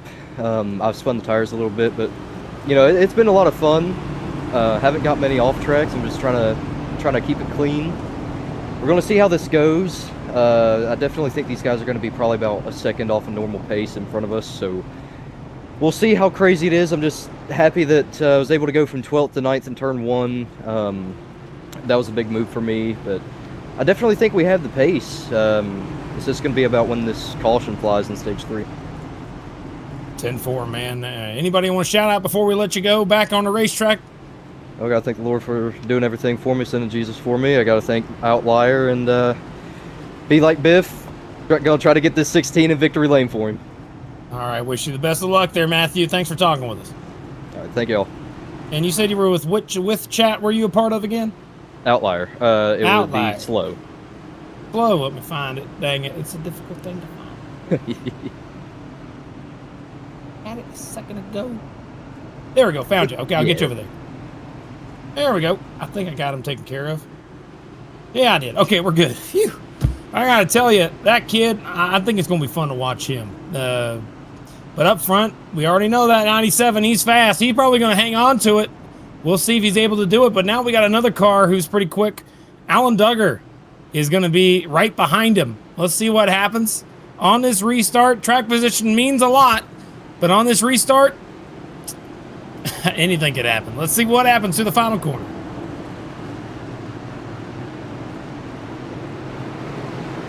Back underway, 36 car, Michael Tucker driving with that Maconi setup shop paint scheme. Gets to the bottom. They're going to be 3 wide. Paul Hill on the bottom. You see Benefiel in the middle and Delaney on the top side with Duggar. Oh, he slides the tires. He goes way deep to the inside, sends the 97 way off track, and take a look who's in the lead. It's Paul Hill up front. Yeah, Hill back into that top spot as the Chaos went down, heading up the hill. Chaos breaking out there, drivers still going side by side. This is going to be a hectic run all through the S's. Oh, contact going a little bit farther in the back. That's a huge sideways snap. Whoa, there goes the 97. Contact. Yeah, the Hoytsma got put in the wall by Matthew David Wood. Matthew David Wood didn't mean to do it, obviously, but I can tell you that 97 ain't going to be thinking that way. 97's going to be mad at that 16, and that rookie just put him through, and now the 41 of Dyson was able to jump him. Oh, there goes Hoytsma again around. Man, bad to worse for the 97. He had to avoid a guy who overdrove the injury on the 36 car. He got hit by the 16 car. After when the caution comes out, we'll come back and look at all of this. But up front, look at this battle. The 99 Galata. Oh, golly, 3 wide again. This is just a chaotic restart right now.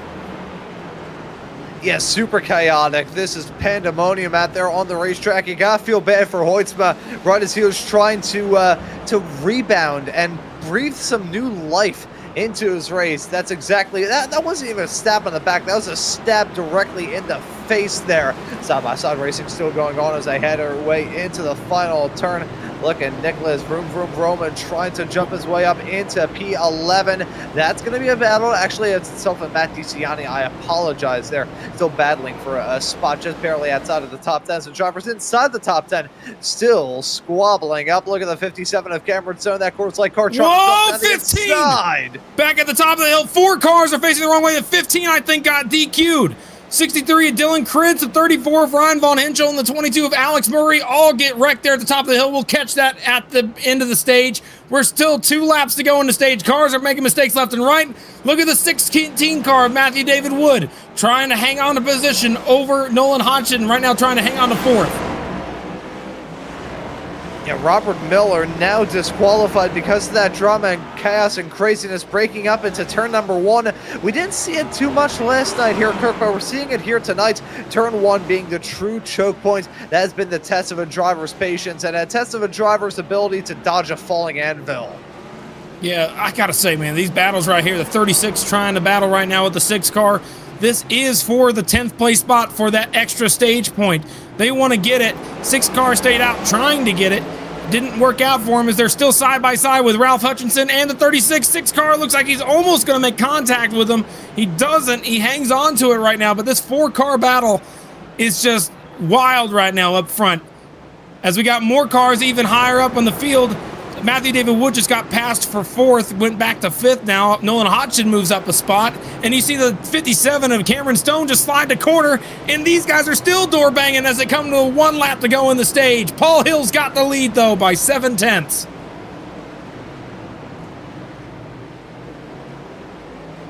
Yeah, so they're driving away. 1 call out from the production truck. That's a fair call out to make. Alan Duggar last came into the pits 22 laps ago, looking to end off this stage 2nd. That is a fantastic result. They're only a 2nd off your leader as well, Paul Hill. Great run there as Jonathan Delaney has a bare knuckle fist fight going right behind him. Yunso Lim, my apologies, and Michael Tucker. That's a battle for the final spots out of the top 10 right now. I think Lim may have the advantage considering that car of Tucker as last come into the pits 22 laps ago compared to Lim's 4. So very long disparaging breakaway there as we are only a few moments away from the green and white checkers falling, this time for Paul Hill, who's been up and down the field like Otis Elevator tonight, Kirk. True. I mean, Paul Hill really is going to do a stunning job here of being able to hang on to this if he is able to. But there is more battles within the top 5 I want to keep an eye on right now. Galata's pushing really hard in that 99 car. He's going really dang quick. I think he's going to try to catch the 16. I don't know if it's going to be possible. But up front, the leader, Paul Hill, will go ahead through that final corner. And it looks like out of that final corner, he will go ahead and cross the stripe. And he will win stage number 2. Now, everybody else coming to the line is going to be right behind him. Alan Duggar gets 2nd. Then you got Dyson getting 3rd, Hodgson getting 4th. 5th goes to Matthew David Wood, and the 99 of Galata will hang on to get 6th. 7th, Cameron Stone, as the rest of your finishers will be on your screen. Ralph Hutchinson, Delaney, and Yunson Lim was able to hang on to 10th.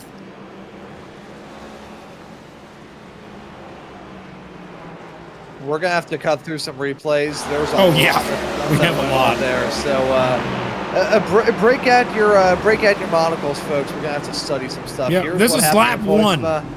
Yeah, the 36 overdrove the corner, sent the 97 and the 6 long. 83 had a slam on the brakes up in front. Contact with the 16. 16 got door slammed by the 97. I guarantee that 16 car was not happy about that door slam. Let's watch what happened a little further down the road. This is where the contact with the 16 and the 97 came. 16 dives it in deep and says, "You dive bomb me, I'll get you right back." Contact sends him into the barriers, and everybody's trying to avoid him. The 16 car trying to hang on to the outside of Dyson as the 97's loose now with a little bit of right side damage going into the hard left-hander. No way, no how would that 97 be happy about that, but contact from Nolan Hodgson sends him around. And that is what happened to the 97. Lucas Hoytsma's pole restart position turned into outside the top 20 in just a matter of moments. And then, of course, you got the big hit up here at the top of the hill with Dylan Kritz. Let's see what happened here. What did you see, Ron? Yeah, so should be noted that this resulted in the number 64 right in tow actually picking up a DQ. Let's see this here, the 22 involved in that. No, it was a 15 of Miller that got disqualified in all of that. It was not the 64. That's Dylan Kritz, pardon me. 15 going for the dive there. I think he dived down in there. I wonder if in all that chaos and craziness, he just that had to have been, you know, overshooting or braking marker by a country mile. Easy mistake to have happened there. The 15 was the one that ended up getting disqualified. The 81, who we saw involved in that, had his own little bit of drama, is heading on to the back half of the circuit through 8 into turn number 9. Brandon Hastings behind the wheel. That number 81 car with the 71 right in tow. Looks clean and rather tidy. Heading out of turn number 9. Turn 10, though. What the what? If that barrier wasn't there, he probably would have ended up in Oklahoma. Can we go on board with that 81 for this part? Yeah, that'll tell me all I need to know right here. Third gear, and yeah, he shouldn't have shifted there. Normally, you wouldn't need to go up the third gear in that corner. He may have upshifted a little too soon, and that's what got him up into the wall. No, he was meant to brake when he upshifted. That was the problem there. Yeah. He's still out there, so it wasn't like I'm gonna KO myself. It was different. He absolutely, it was just a mistake. Yeah, that type of thing, you know, sometimes you see it as equipment failure, sometimes it's just a guy who's done and they want to wreck the car and they're done. But nope, this time I think it was just a mistake. They're wrong. Yeah, just a mistake to make these cars. You do have to consider, even though they have GT-esque suspension, GT-esque aerodynamics, and GT-esque transmission, it is still very, very hard to get these cars wound up. The massive brakes, gonna grab in the blink of an eye, very easy to lock up a wheel, and it's a tough balancing act. One of my favorite combinations is running the NASCAR Next Gen car on the streets of the Long Beach street circuit. Now, if anybody has ever seen Long Beach, you know that track is a tough nut to try and crack. So run that combination seems like it's tricky, and that's because it is. And heading off into that turn, you pretty much have to brake, say, double or maybe 3 times the distance that an IndyCar would. Heading off in there, these cars and the brakes, very tricky to try and manage. So just simple overshoot, as plain as can be, into turn number 10, as we just saw Alan Duggar come into the pits from second in this race. He was off kilter with a strategy. Still want to give his props. P2 at the end of that second stint. There is some love that needs to be thrown his way as a result, because that is frankly brilliant. Yeah, a lot of cars coming down pit road. You're absolutely right. Now that strategy's over, some guys are just like, okay, I tried. Didn't work. For example, Hoytsma really wanted that stage win. I thought it was going to be him, but just bad positioning, unfortunately. It wasn't his fault. But yeah, no, he tried everything he could. You know, I'd like to talk to Paul Hill. I'd like to bring him in here. If we could find that 21 car, or 26 car, I should say. We're going to go ahead and move him up here. Hang on just 1 second while I bring him up here. Alrighty. Paul Hill, Kirk Mills in the booth, got a copy. Yes, sir. Hey, man, congrats. You got yourself the stage win on that chaotic restart. Talk me through it. I kind of knew it was going to be chaotic with old tires in front of us, so I just tried to hug the inside and take advantage because everything's going to wash out in turn 1 and away. So just stay tight and see where I shuffled out to, and you got the lead, so that's awesome. Got to ask you now, you got this restart up in front of you. You can see in that rear view mirror that dented in front nose on the 41. Do you think that you got a good shot here of winning this race with the 41 right on your tail? Or tell me, what are you thinking about on this restart? Yeah, I feel like we have a really good long run car. The car's really good after about 15. Unfortunately, the stages come out at 20, but I'm really hoping it pays off here in this longer stage and we can take advantage of it and be quick. I'm not too worried about Dyson. You know, with or without damage, I feel like we have a good enough car this week, and so it's going to be fun to just see who shuffles out and wins it. But passing here is a nightmare, so I'm going to try to stay in front of them as long as I can. What are you willing to do? Say you came to the final lap and you saw a car right in front of you in the final corner. You're like right on the bumper. What are you willing to do to win the race? Absolutely nothing egregious. It's just a road race. You know, these things usually cycle out to the fastest car winning. So I'm not a wreck someone who's worked hard. 95 laps around this track is absolutely grueling. So, you know, if he's in front of me and he does a good job blocking, I'm going to make sure he gets to finish his race as well, no matter who it is. All right, that's definitely sportsmanlike. Good to hear from you, Paul. Anything you want to shout out before we let you go? Yeah, everyone over at Bigfoot Chassis Collective, all the guys that helped put work in this car. I put a lot of work in building this one, and Richard Garcia and a couple other guys that helped me with this week. I want to thank them for their effort. Well, that's awesome, Paul. I wish you the best of luck here on this restart, and I'm sure you're going to be able to do just fine. I wish you the best of luck in the race as well. I appreciate it. All right, we'll see you next time. Yes. That was Paul Hill talking with us up here in the booth. Happy to hear from him. Guy who's pretty dang good, but man, I gotta tell you, he has a lot of confidence, and I love seeing that in a driver. And he's also kind. He didn't say he was going to dump the guy in the last corner. I would have said I would have dumped him, but other folks, very sportsmanlike, and likes to be respectful up front. Ron, coming to one to go before we get the green flag back underway for 46 laps to the finish with a possible couple cautions that could come out of nowhere. Tell me, what do you think is the biggest concern you have right now if you were running, say, 1st, 5th, and 10th, respectively? One each. What would you say the biggest concern is if you're first? I would say if you're running in first, if you're Paul Hill at the moment, it's the driver who's going to be right alongside you, Andrew Dyson. He's going to be a pretty big thorn in your side as we get this race back up and rolling. In the case of your current P5 runner, which swapping around at the moment, I believe that's Joseph Galita, who's going to be restarting this race in 5th.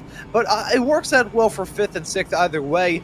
You're going to have to worry about trying to make a name for yourself in this battle. You know, these drivers race around each other week in and week out in this series, so they know who each other are. But in a race like this, where the chaos and craziness can kind of decide the day, you need to make a name for yourself and stand out and say, hey, look, I am here to battle. I'm here to fight. Let you know about. Matt DiCiani is your current P10 runner. For the drivers farther behind, it's a matter of survival. They are just close enough to those drivers up towards the front to be a little bit bold and brave to maybe get a move done, but they're also close enough to the mid-pack where chaos and craziness will potentially be involving them. So just keeping it clean is their priority. But I would say there's one thing that's sticking out the minds in all of these racers, and it goes back to the point that you were raising right as you pass it off to me, Kirk. The chance, those random chance yellows. The word of the night as we get into the final stage for all of the racers from P10 to P5 all the way back down to 10th is unpredictability. I think you said about 4 different words of the night so far, Ron. Hey. Didn't you? I just got to say, I noticed it. I'm like, dang, how about the words of the night? One of the words of the night. That might be a little better. I think that way, you know, it makes a little more on the right side of things, Ron. Yeah, I think they're all some pretty good words. Yeah. Uncomfortable, unpredictability, a lot of unwords. Yeah, so, that's it. Yep. Yeah, tune in for the rest of the show. We That still got is 40 laps left to go. unreal. Maybe be able to... Unreal, that'll be the word to describe the finish, I think. We'll find out. All right, coming through the last couple corners before we get this thing back underway. Again, your top 5. Paul Hill, Andrew Dyson, Nolan Hodgson, Matthew David Wood, Cameron Stone, Joseph Galata, Ralph Hutchinson, and Jonathan Delaney is your top 8. Let's see how they go. Right here, Paul Hill got the control car. Woo, boy, I'm getting a little excited. Let's see how they do. Restart back underway. Oh, look at that. 41 goes down to try and block the very much inside line. Nolan Hodgson tries to go down there, gets cut off. A lot of cars are overdriving the entry. 41 goes wide. 16's trying to make a move for second, way off track as more cars try to go through side by side for third. But Paul Hill and Dyson hang on to the top 2 spots as Nolan Hodgson moves into third. pandemonium all through turn number 1. No real crashes, but it's just so dicey as you head your way off through there. Doubly so for turns 6 and 7 as the 99 with a bit of a wiggle on the inside. The 6 of Delaney very close to that inside barrier. Delaney runs a little bit wide. He nearly sideswiped. That was Cameron Stone that just got the overtake put on him. I thought that was going to be a field flare. Lead right now. 41 just dove the bomb right into the side of the 26 car, moved him out of the way. 26 is not going to be happy about that. He hits him in the back bumper. He's trying to get on by him, and he's trying to show his displeasure. So the 41 goes wide. This ain't over yet. Side by side for the lead into the right-hander. Dyson's got the preferred lane. 26 trying to make the speed carry on the outside, but now Nolan Hodgson's joining the party. 3-car battle for the lead as Dyson seems to have it and almost got turned by the 26 after that contact. Yeah, that looked like a little bit unnecessary. And you know how I said that Andrew Dyson coming into the pits to repair the damage on that car was awesome. Maybe just going to cause him to have more damage once again? Look at the front end of that car once we swap around to the camera on the start-finish straightaway to see these racers head their way into turn number 1. Keep an eye on the front nose of that race car. There it is. The damage is back. Didn't slow him down one bit, though. The dive off into turn number 10 has the stones to throw the stones in that fight to jump his way up into the top spots. Golly, that was a wild thing. Let's take a look at it again, shall we? Right here, 41's on the back bumper to 26. We saw this yesterday in the Friday Night Lights series. He did that exact move to get the lead in the final stage of that race. He did the same thing again here. And the 26 was not happy about it, almost turned him. 41 saved the car, and that's probably what saved him the race if he's able to keep it going. But up front, that battle's still not over yet. You got Joseph Galata, Matthew David Wood now running in 4th. That's 5th and 4th. 3rd, Nolan Hodgson and Paul Hill running in 2nd with the 41 car in the lead, all within just under a second of each other. Delaney made a mistake. What happened here, man? Yeah, we saw him running into troubles with the 57 out of sideways wiggle, and it caught up to him eventually just a few turns later. Spins hang out turn number 10, avoids making contact with the barrier, but huge time loss for him. Bruised tires, not entirely a bruised race car, but certainly a bruised ego there. Disaster. Whoa, David Wood, Matthew David Wood. Oh my goodness, what a save. Yeah, look at that replay right now. That was something I'd never seen before. That car, it was wrecked. It was gone. Bye-bye. 16 was supposed to be wrecking at that point, but no, he decided, I want to live. And so he saved it. Look at this thing save right here. Drifted that thing, saving it. It doesn't even go into the grass that much. What a run. Here's an onboard. Whoa, he had that wheel fully turned to the right, and he's only lost 1 spot. Now 2, but still, man, what a save for the 16. Yeah, Matthew David Wood, a driver that I've gotten the opportunity to cover in the past before. MDW, been a quick racer from everything that I've seen, and he's put on a thunderous race here, bringing the action, and that was a nutty save heading out the second to last turn. Well done to him. That was well held, well handled, and well managed. Up front, this battle ain't over. This lead battle right now, Paul Hill and Dyson, I think that they might actually be a close battle here. I think this is going to be fun to watch for 44 laps if we stay green. But remember, there is a chance for 2 more random cautions. It might happen at any point. It absolutely could. Just to give you some numbers on whether or not this thing is actually possible, in the announcement they sent out to the drivers this week, 1 random caution is about a 30% chance of happening. But 2 random caution is 43% chance of happening, and 3 randoms would be 20%. So right now we only have the 1. So the odds of us actually getting to the end without another caution are actually less than seeing an actual caution come out. We'll see what happens, but like I said, anything can happen. And with Dyson in the lead and Paul Hill chasing him down, Paul Hill has a fast car. I think there's a chance that they might get there. I'm looking here at this Bigfoot Chassis Collective group, and they're running pretty well, running right now in 2nd place and also in 4th place with Joseph Galata. So what a recovery for that team, running up front, showing they got the speed, and the car is ready to go. And they said that they had a long run car, so just time will tell whether or not that's true or not.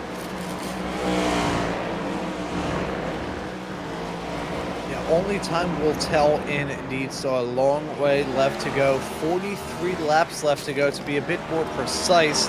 If you can have a long run car and we don't have any yellows break it up, you're going to be feeling quite pleased about it. But if we have some yellows that get timed very poorly for some and very good for others, they're going to be in the catbird seat. One driver, though, that is really impressing me, the driver that we got to have a chat with under the latest yellow, it is that number 26 driver, Paul Hill. He has been a pretty strong contender thus far. We saw him running up in the race lead, battling it out with Lucas Hoytsma. He's still running in second, right behind Andrew Dyson. Keeping Dyson honest, and in the FLC world, to keep Andrew Dyson honest on a road course, it shows that you've got some pretty good talent behind the wheel of a race car. This is a strong performance from Hill. He's still right there to pounce as well. Pardon me with the other voice crack a couple of moments ago. Quarter of a second back as they head their way through the braking zone of one. Going to fan out once more as they get close to contact, heading out of the turn. But Paul Hill putting on a very good performance here in this race. Boy, right now, I do not want to be the 41. I'd like to see what it would have been like if that 41 car had no damage. I think that would be interesting to see if he's able to keep up or if that damage is really hindering him at all. That splitter's really far up off the ground, and that's why I'm thinking it might have affected him a little bit. The 26 is running a different line into that road. 41 still going wider than almost anybody on that exit.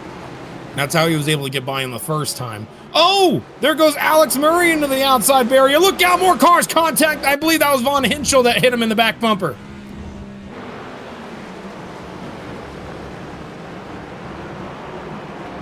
Disaster breaking out here once more. We'll take a look at the 22 piling in there, and Murray, trying to back out, trying to get out of harm's way. Troublesome. Von Hinschel. And he went on the radio and said, there was a caution flag. You didn't see me?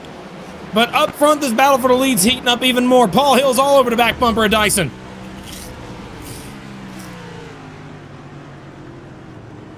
See, Von Hinschel, really nothing that he could have done there. It's a catch-22 situation, very street circuit-esque when you had your way in there. It's at that point that you can tell it is a bit of a tacked-on addition to this race circuit. Kind of wish they added in a bit more runoff area, but hey, if you want to pile up, that is the way that you can wage your bets, and have a feeling that a pile-up could take place through there.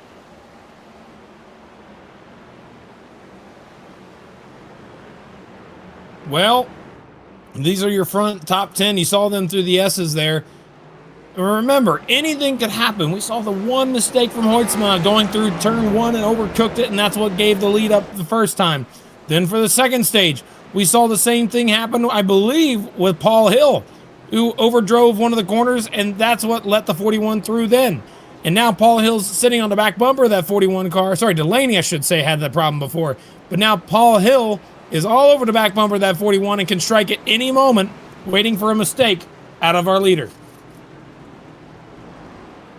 Yeah, keeping him within an arm's reach. He doesn't have to be battling and duking it out every single moment, but if you could just apply that pressure, you don't need to lay it as thick as icing on a wedding cake, but if you could just stay there, be in that rear view mirror of Dyson and trying to rattle his cage ever so slightly. It's hard to break a man who we have seen in the past is very calm, cool, and collected, icy throughout this race. I think is the other one way that we can sum up Andrew Dyson as a competitor, but we have seen some mistakes, we've seen some cracks throughout this weekend. So Paul Hill can apply this pressure still. I still think he has a very good shot to get at least a podium. A very good result is on the cards for Paul Hill. He just needs to play the cards that he is dealt with as well as he can. And just got to mention, guys, we've got a long way to go to the end of this race right now. These guys are going to be going on here for the next 39 and a half laps. They're going to be out here trying to maintain position. And I do want to bring up another driver that's starting to come in. Oh, Paul Hill just made a mistake. There he goes. He got really loose there, able to hang on to the car. But somehow Lost a little bit of ground there, but there's a driver I want to bring up after we take a look at this and see what happened to the 26 car just a little bit ago, about 30 seconds, 60 seconds ago. We should be able to see how that 26 got a little loose in that section.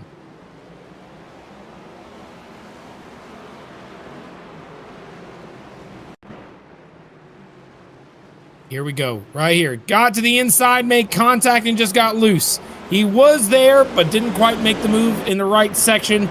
Made contact. Watch 26 from high above.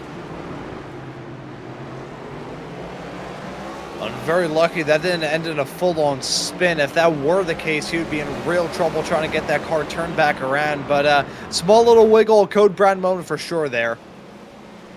Can we look at last lap times for the leaderboard real quick? I want to check something if we can. Last lap times. Take a look at 5th place. Junsa Lim is running faster lap times than the leader last time by. I think that 67, if he's able to keep the car straight, might be able to get to the leaders by the end of this race if we stay green as well. Yeah, but Galata able to lap quicker than all of them at 1:35.9, but Lim putting in some good laps too. He's been consistently quick throughout the race. That 67 car has been a machine on his debut, no less, here in the full-length Cup Challenge. Would love to see what he can do here in this series. Maybe just making the appearances on the road course will be the South Korean driver, or perhaps he'll try his hand at some ovals a little bit later on this season. For now, though, these race leaders not necessarily worrying about him a little bit farther in the back, although he is starting to reel these drivers in. You can see him in that all-black number 67. These top two of Dyson and Hill still close together. And I gotta say, you're talking about the other cracks forming in Andrew Dyson. We've seen him have a couple more mistakes, small little mistakes. They haven't been massive, but just small mistakes have added up as time has come along. As here's Brandon Hastings, 6 and 7, and he finds the barrier. And that also, I believe, is what took him out. He did not. He has now left the server. He is done for the day in that 81 car. It's been a no good, very bad night for him. That's all that you can really say. I think Brandon Hastings will be looking ahead to the next round of the championship. Lead, Paul Hill. He's side by side with Dyson right now for the lead. And back to the under-over. So they were side by side at the top of the hill, even with each other. And then they went through the S's section and got back single file. But 26 is doing everything he can. We got to keep the camera up here on these top two.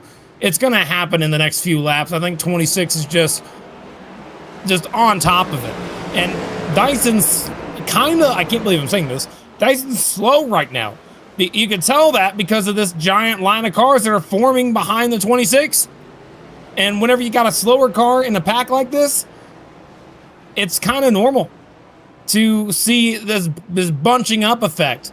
As long as you are able to block, it becomes easy. But this is a 5-car battle for the win. About to be 6 if Matthew David Wood can catch up, as Paul Hill is all over the back bumper of Andrew Dyson. Yeah, so Dyson, this has been probably the most amount of pressure he has felt in a road course race here in this series in quite some time. It's Paul Hill kind of rattling his cage a little bit. Hill feeling the pressure from the likes of Noel Hodgson and Joseph Galata look to maybe start to squabble up, as well as Yoon So Lim looking to try and get involved in this fight as well. Now rear gunner, we've seen him close up that gap from about a second to only 0.4 of a second to the back of Galata, and now Matthew David Wood looking to do the same as bumper to bumper lineup into one. Hill giving a small little tap to Dyson. He's not throwing haymakers here, but he's just trying to get into his head slightly. A lot of cars are complaining over the radio from further back in the field, but this top 5 racing is best thing I've seen on a road course in years. I love seeing this type of situation where you got the cars all bunched together. This is not very common, but you're seeing it happen right now, and it's only going to be a matter of time before that 26 makes his move. He runs a different line in this corner than, oh, 41 makes a mistake. He goes wide. The first mistake the 41's made all day, and it's going to cost him all the way back to third place. Oh, now Dyson really feeling the pressure. It's getting turned up right now. Oh, a bit of a wiggle there. I can see him dancing that car around. Something is massively wrong as he gets a bump from Galata. That's going to cause him to get overtaken. Now going to hold on to the inside line off through the long, never-ending right-hander. But Galata now trying to apply this pressure so close to contact as look at Lim now trying to get involved into that fight too. This is really, really alien in the case of Andrew Dyson. We don't really see him feel this much pressure, get his cage rattled this much, but he's got 3 drivers smelling blood in the water and circling around him like a shark. Hall Hill is able to take the lead away, and that 41 car Dyson, with that damage, does not have the speed he once had. Now this might be, this might be the first race, if Dyson can't recover from this, this might be the first race that Andrew Dyson will have ever not won on a road course in the last 2 years. As you can see, it was once again the curb on the outside there. See, I understand why they're trying to run that line, and it works out more often than not. But it's a dangerous game to play with that jagged, sawtooth outside curve as they head their way into turn number 9, trying to break in there. You're gonna get a little bit of a wiggle. You're so close to the grass as well, and with the floors too, the diffuser can get a little bit screwed up there. Again, I understand they're trying to make the approach wider through the turn, and they can do it considering the track limits, but that's the kind of game that you play there. If you're trying to run that line for long enough, eventually there will be a small little crackdown run like that, and you're going to run into trouble. Dyson has probably hit his marks around this racetrack better than everybody else throughout the weekend, feeling the pressure as Jason S. Taylor gets spun through 12. That was himself and Hunter Trull, who was a punter in that situation. It's just bad days for both cars there on your screen that we saw a moment ago. But now up front, I am stunned. This is so exciting because now look at who's in fourth.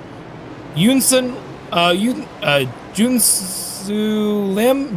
Lim, I believe is right. Did I get that right, Ron? You think Junsu Lim? Yes. Yeah, I want to make sure I don't mess his name up. He's pretty quick. All right, right now running in fourth, and he's trying to make a move on Dyson. And I think he might actually be able to. I'm looking at his car, and he looks faster. This is now the highest running rookie in the field, making his debut start for the Full-Length Cup Challenge, running right now in fourth. I think that EPI-sponsored car might have a chance at the win if he's able to get by with little time loss.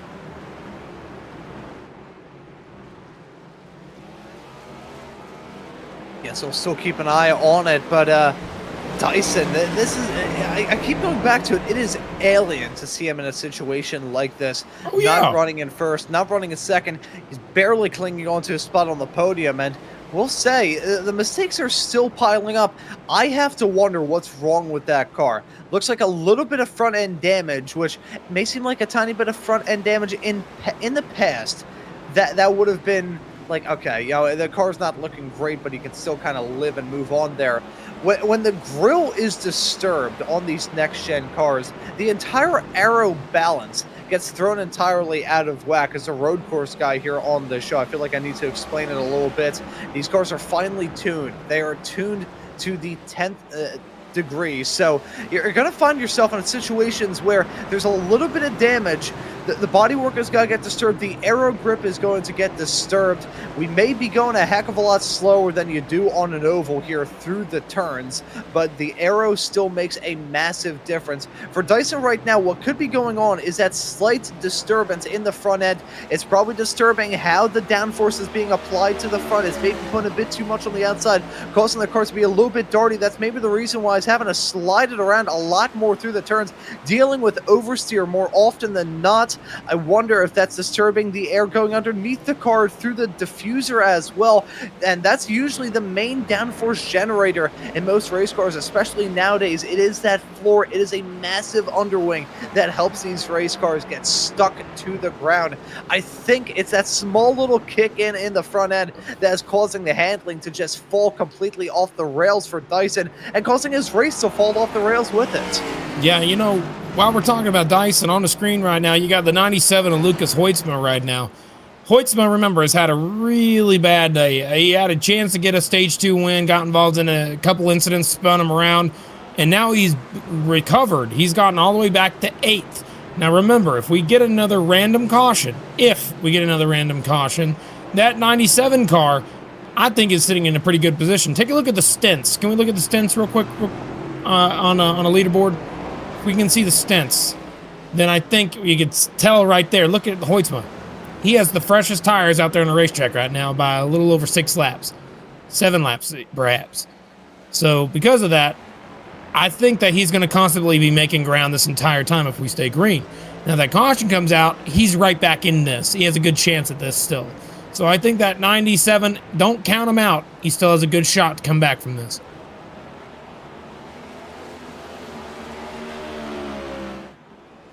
As the battle for the lead right now, look at the 12 car of Nolan Hodson. Gotta tell you, man, if you saw that car, the way it looked in Daytona of last year, it would be unrecognizable.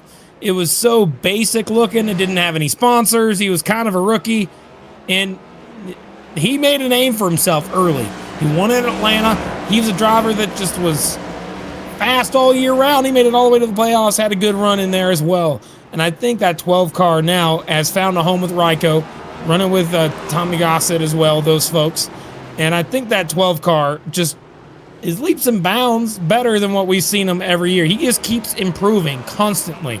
And I like seeing it. And he's right now in a position, if he's able to capitalize on mistakes, there is a good chance that that 12 car might be able to catch the back bumper of the 26. They are good buddies too. Paul Hill and Nolan Hodgson, they worked together last year. Not this year, but last year.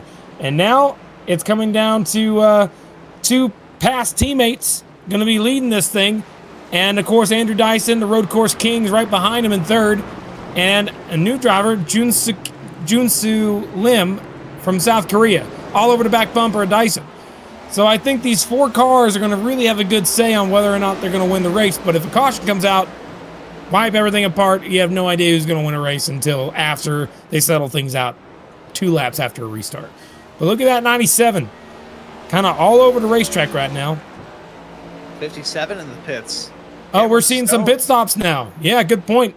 I think folks need to come down and get gas. We'll see what happens with Timothy Harper, Cameron Stone. They came down, and this is only the beginning. Taking some strategy.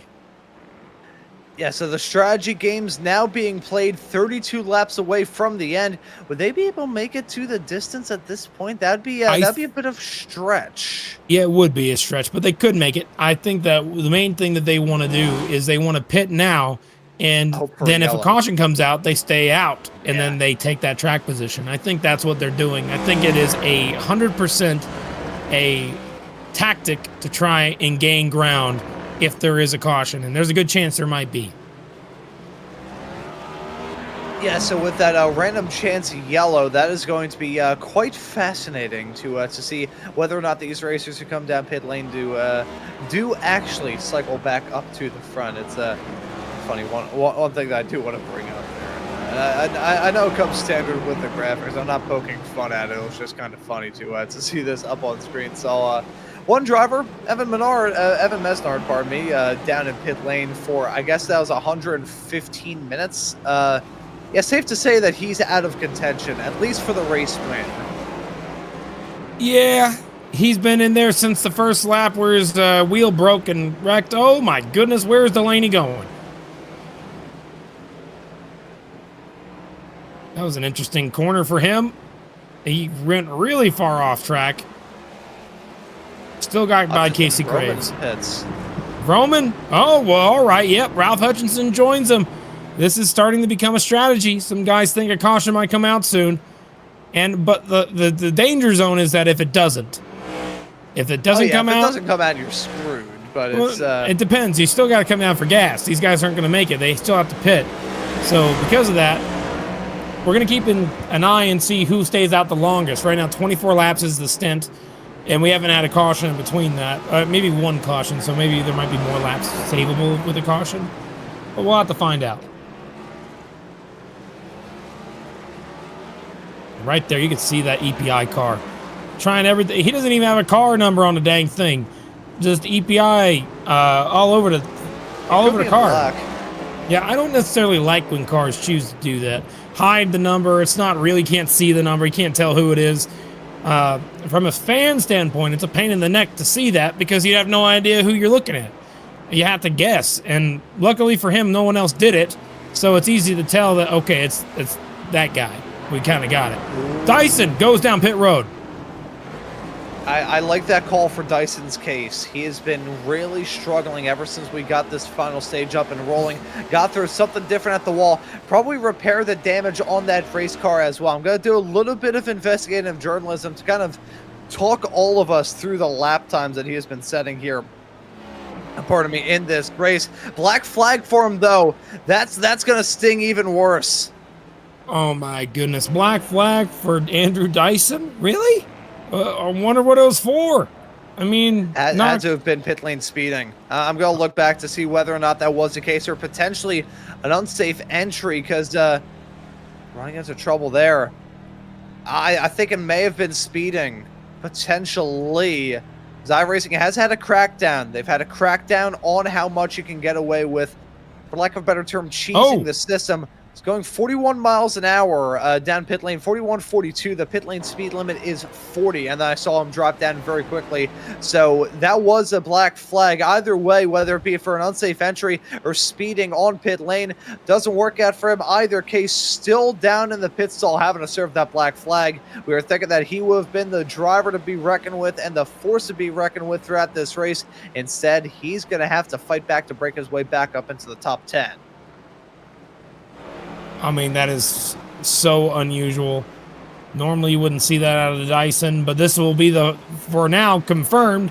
If he does not get back out there, this is not going to be good for him. He's about to get lapped. He's got to get going, and he's still sitting on pit road. He just got the damage fixed. He's going now. Here he goes, up and out of the... I don't think he lost the lead. He lost the lead lap. He's going to be a lap down. Yeah, he does have the opportunity of getting the lucky dog, as I did look a little bit farther back, and this was raised in the YouTube chat as well. May have been the unsafe pit entry for Andrew Dyson. Had a big lockup down into the turn, smacked the outside wall.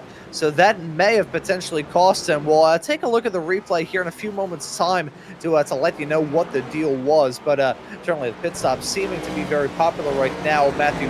David Wood has come into the pits along with Paul Hill. Let's see this pit entry here. It was close quarter stuff. The sub for 67. Right up in front is Dyson. There you can see him pulling down into pit lane. We'll rack that up once again to find the 41 right in front of him. You can see it looked like a bit of a late call there to pull down into pit lane to make that decision. All right, see a little bit of ruffling of the feathers, ruffling of the front end.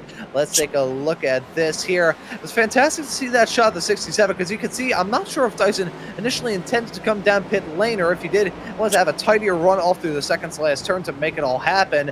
Goes into the pits, a little bit tight there, and there's the smack against the barrier. Now, I'm not sure how the limits go in terms of unsafe entry or not. Some tracks, though, it is just a matter of crossing that white line, even with just two wheels, even when a barrier's there. So Dyson, if that was the case, that was a disaster that breaks out there. Either way, whether it be speeding or a black flag, the contact didn't help him out because he had to repair the damage on that car still, so making things even worse. As Hunter Trull has picked up a disqualification in live time.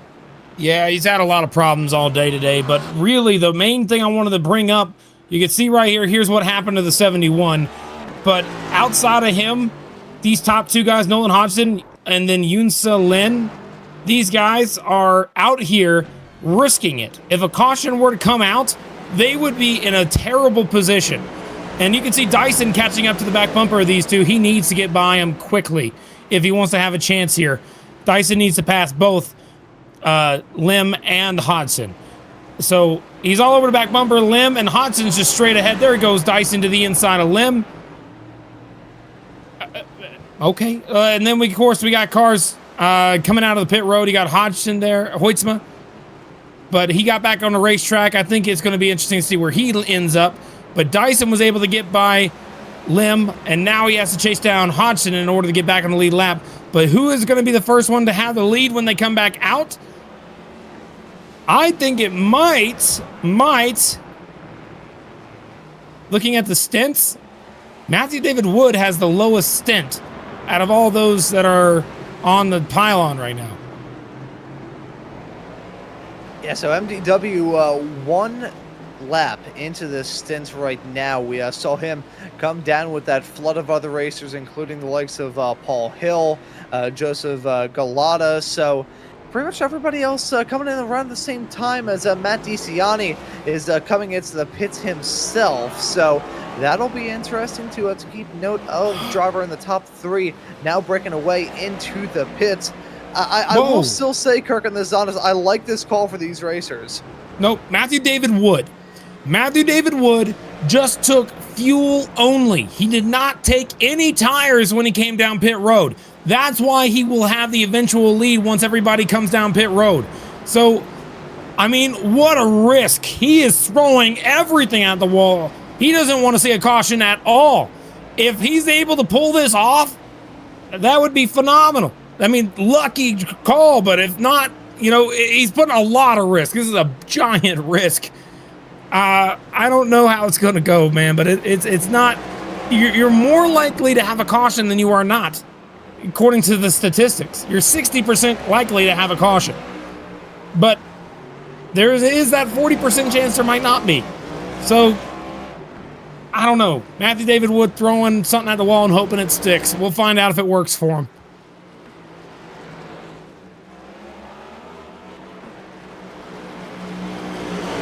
Still keeping tabs on all of these racers, seeing what they may be able to do, keeping our eyes focused on some of the drivers who have come down pit lane in one case and one who has still stayed out. Alan Duggar pushing 21 laps on his stint. We saw him end up finishing the second stage in P2 despite having a very long stint for him. So fascinating to see him still running quick. That number 10 car, been a bit of a silent pick throughout this race. Probably not for the victory, but just for getting a good result here on the road courses. These road courses kind of similar in an odd sense to the plate races, in the sense that drivers who usually are a bit farther in the back can come here and get a really good haul of points, whether they're a part-time runner or a full-time competitor.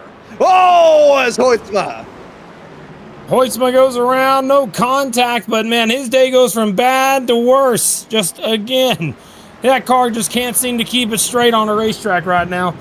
And that's going to put him in a bad spot. He's going to have a long way to come back from that, and I think he's just going to try and survive the rest of the race. Cautions would have to fall his way. But I'm looking right now in the S's, because the gap from first to second, what will be the eventual gap from first to second, is closing. Paul Hill is gaining ground on that 16 car. If we can get a look here at the gap between the 26 and the 16, just so you can see visually, right there's your gap. You can see he's got a ways to go to catch that 16, but I still think that 26, looking at lap times, is running faster lap times. He just ran the fastest lap of his race right there. Paul Hill ran a 1:35.1 versus Matthew David Wood, who ran a 1:36.8. So that gap will close down to less than a second any second. It's just going to happen. But Lim staying out, Wembley staying out, these guys still have to come down pit road at some point. They're 30 laps into their stint for Lim and 22 for Wembley. So they've got to come down eventually, but we got 25 laps to go, coming to 24 when they cross the stripe. And this is just a strategy battle across the board. Drivers you would not expect to be up front are up front. And you got guys that are really dang quick, that have a good shot at winning these races.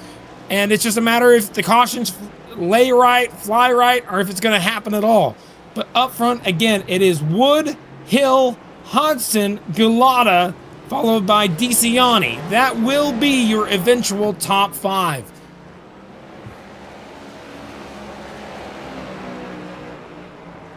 Yeah, so still a little bit squirreled up with the way the field has come into the pits, but we still have a good picture as to how everybody is going to try and shake out. I'm going to ask you this here, Kirk, as we get to the final 25 laps of this race. It's been a very challenging one for these competitors to try and manage. There's been a lot of different moving parts. They've pretty much been juggling chainsaws throughout. So I'm going to ask you, what do you think is going to be the hardest thing for these competitors to try and manage? Do you think it is going to be that strategy and trying to deal with battles with cars that are on different age tires? Yeah, to answer that question, I think the hardest thing you're going to have to do is if you're on old tires like the 16, you're going to just try to run the defensive line everywhere to avoid that 26 getting by you. But remember what I said, this is the battle for the eventual win if we stay green. This is going to be an important position to be in. The 16 of Matthew David Wood has it, but he is multiple seconds off the pace. He is running multiple tenths off the pace, I should say. He still has a chance to hang on, but he's got to run defensively all the time. And this is not going to be an easy thing for that 16 to do. 26 right on his tail, and it's going to be hard for the 26 to get by the 16. I don't know how it's going to go, but right now you got Wembley just came down pit road, and now it's only one car who stayed out as another car goes wide. There goes Jedi Taylor going way wide out of the way. It's the 16 and the 26 battling for position again. This is for the eventual win if we stay green.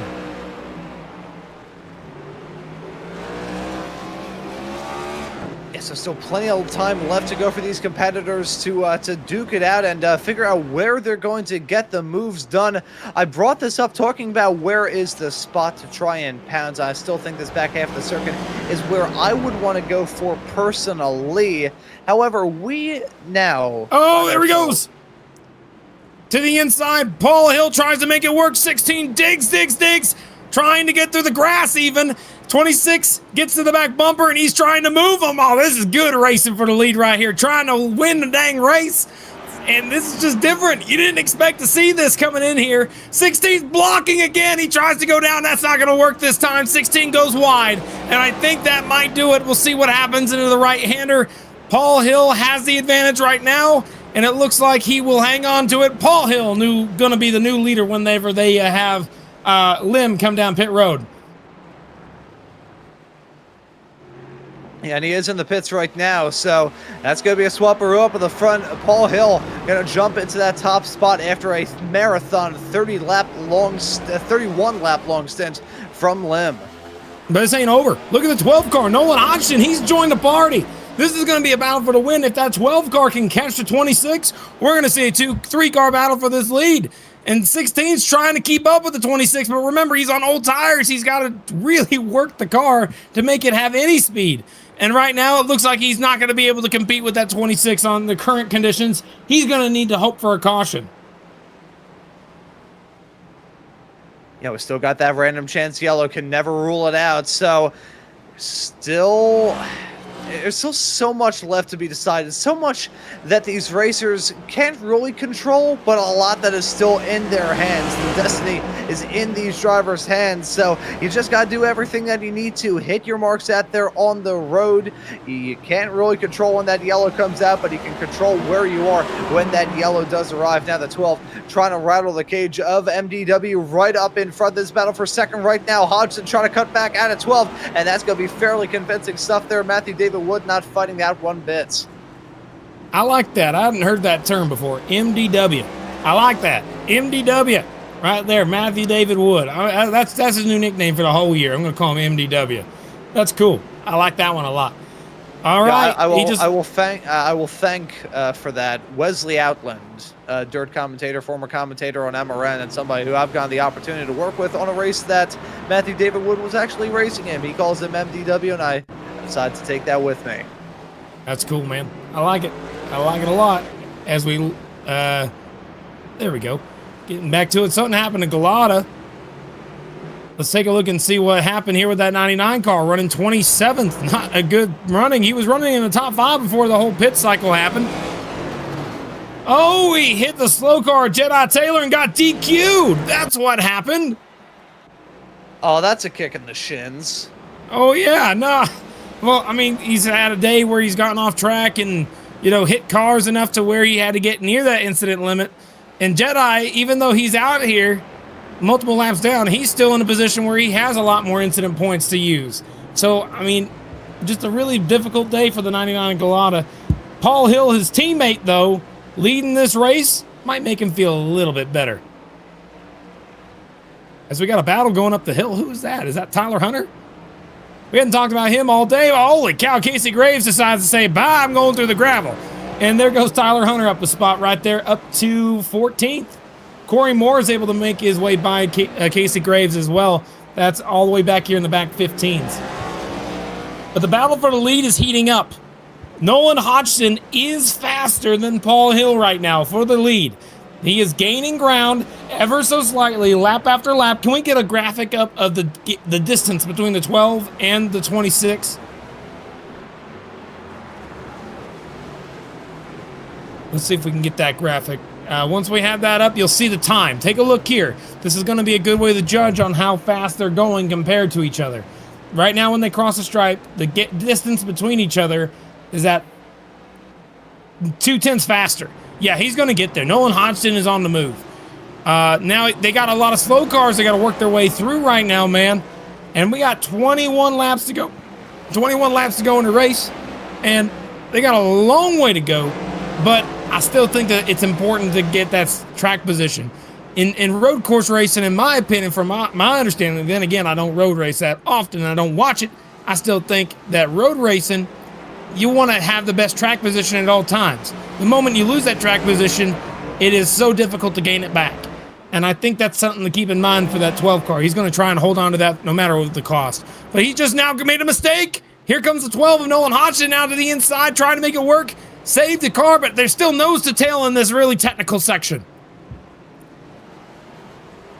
Yeah, and you brought up a good point there, Kirk, talking about what sort of position you want to find yourself in, holding on to that spot in front. Here at this track, not a lot of heavy braking zones around it. You got turn one, but not a lot of other opportunities outside of that. Oh, here we've really got to fight to try and get a move done here, so these competitors going to have to squabble up. Hodgson all over the back of that number 26 car as they side their way through some of the traffic.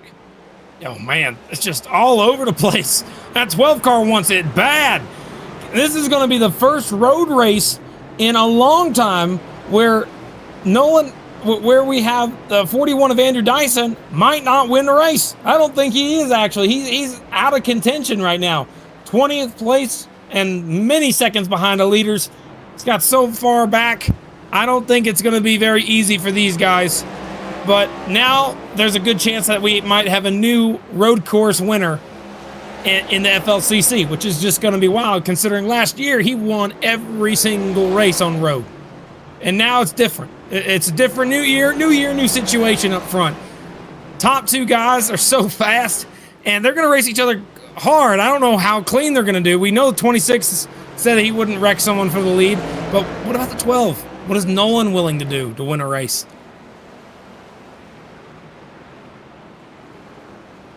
How willing are you to try and go for a dive? How willing are you to try and dare for a send? Hodgson, he's kind of looking right behind, trying to figure out where he wants to get it done. Oh, there's a crash right in front of these guys. Look out. They got the 60 car of Jedi Taylor spinning out to the inside. No contact. Luckily, we're able to avoid the leader. Sorry to interrupt you, man. Just that was sketchy. Well, thankfully, they avoid that drama without any further piling in there. But talking about getting a move done here on this track, Hodgson has to plan how you go about this move. You can't just send it at every single opportunity. It's like cutting down a tree in an odd way. If you just start hacking at a tree with a saw with no regard as to where that tree's going to end up, that's when you crush somebody's house, or that's when you get turned into a human pancake.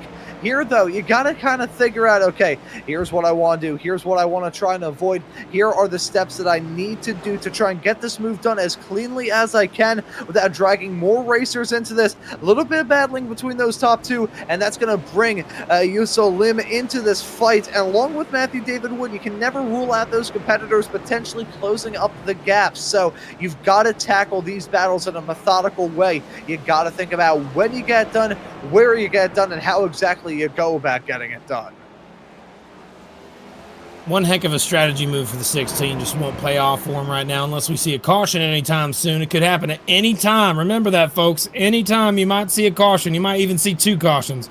Got more smoke right up ahead, but these leaders are going to have to go through lap traffic right now. They're coming up on the back bumper of Dustin Hall and Cody B. Johnson right now. Sorry, let me make sure I got that right. It is Cody B. Johnson, absolutely. 26 is going to make it 3 wide to try and get through these lappers. And it's going to work for him, and he's going to extend his lead.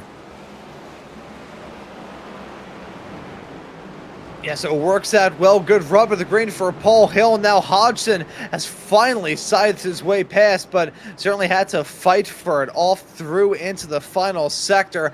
Hodgson now about a second farther behind. So shows you how quickly the momentum can swing one way or the other. It's swinging the way of Paul Hill as we get to the final 20 laps of this race.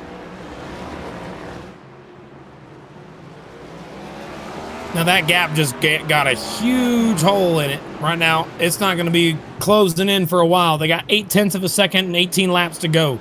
You're looking right now at Roman right now trying to get by that 19 car, not able to get it done. He's right now running in 7th spot. Kind of had a quiet day, but I like that he's able to stay in a position where he's going to gain a lot of points on a road course. Obviously, road course racing isn't everybody's thing. He's really good on whatever track he goes to. But Roman, he's got the rookie tags on the rear end. That kind of surprising. He had a good chance to win last season. It must not have been a full year for him. But I think that 95, not having the worst of days, and definitely going to maintain his points lead if he's able to continue. P7 keeping it clean through to this point of the race for the most part. That's a good drive. That is a very, very good drive for Nicholas Roman. We'll have to see if he tries to rattle the cage of Ralph Hutchinson right up in front.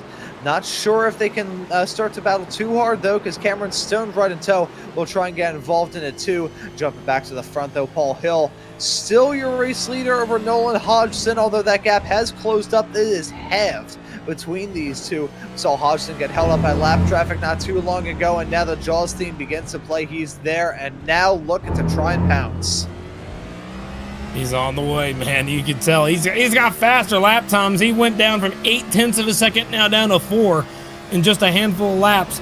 I think this battle for the lead is going to be interesting to watch, but don't count out the lock up front. 26 locked it up. 20 now the 12 car is there. He is going to be there for the next mistake. If that 26 makes one, 12 will be there to capitalize on it, no doubt about it. But also think about this. While these two are battling, third place, Yunsun Lim is charging right now. He's running way faster lap times than these top two. Look at the lap times if we can, last lap times. If we can have that pulled up. Let's see if we can't get that pulled running here. Take a look here. You can see right there that Jensen Lim ran identical lap times to second place Nolan Hodgson, and he was gaining on the 26 just like that. 26 had to take the defensive line, and now the 12's trying to pass him on the outside. He's going to be there. Look out through the grass. He's trying to cut the apron. He slams on the brakes, door banging. Here comes Jensen, that Lim car showing up in third place.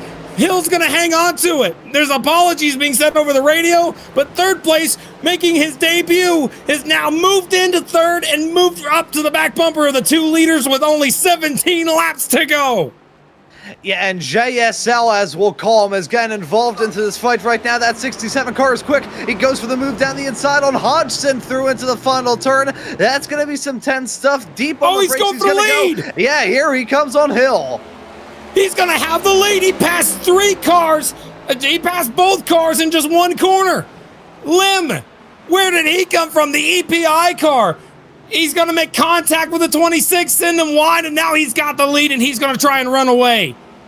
Where did he come from? I can't believe this. Pops out of nowhere. Still have another chase down, run down, up the hill into 1. That's Roman and Hutchinson side by side in this battle for 6th as Cameron Stone looking to get involved in that fight right now. Roman gets the spot. Contact made with Hutchinson and Stone. Thankfully, they avoid spinning off into the inside wall. Hutchinson going to hold on to 7th as Stone is in 8th, but this battling up the front still in 10th side by side with Hill and Hodgson as Lim trying to withstand any sort of pressure behind. I'm looking at his stats. This guy is just wild. In his iRacing career in official series, he started, in terms of sports car races, he started in 53 of them, right? and he's won 11 of them. His win percentage is 20%. This guy can win a race 20% of the time. I am stunned. I can't believe what we're watching right now. If he's able to hang on, if he's going to be able to win in his first start, I can't believe that. That is wild. But remember, we still have a chance for random caution, so it might not even be over yet. But Junsa Lim, I got to get this name right. It might even be Yunsa Lim. You know, I don't even know how he pronounces it yet. We're going to have to find out if he is able to hang on and we get an interview with him. Definitely asking him that as the first question before anything. Yeah, I think we could call him JSL because that sounds pretty cool. That's like a racing term as well. So I'm liking the sounds of that. The number 67 car, though, super duper quick here thus far tonight. And he's been showing the speed, frankly, all day. I mean, in the other practice session that we had right before this race, it's one of the quickest cars in that session, in fact, was able to walk away from that session 8th quickest out of everybody. So he's had speed all night. Was able to start this race in second for a very good reason. So actually, no, that's Hill. My apologies. Of course, that's when my graphics decided to swap a roux on my other feed. It was actually 4th quickest for him in practice and started this race from the pole. So obviously, very, very quick driver. He started 8th.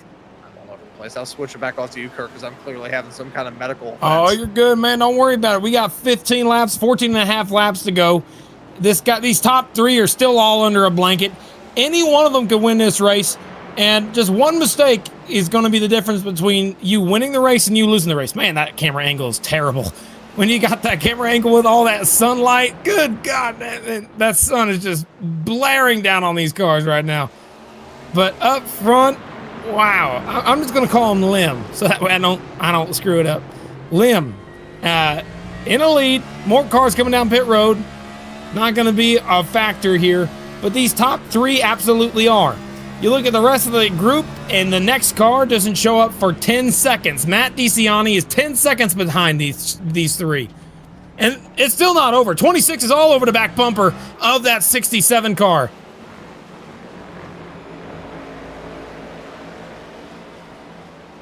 He started his iRacing career.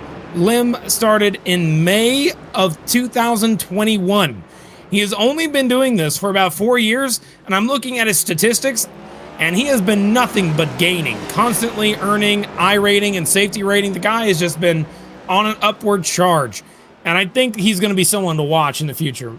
Oh, look at this dive bomb for the 26 car. Sends him wide. Here comes Nolan Hodgson to the inside, making it 3 wide. Lim trying to hang on, still has the lead. What a miraculous ability to hang on to the... Oh, what happened? He's blinking out now.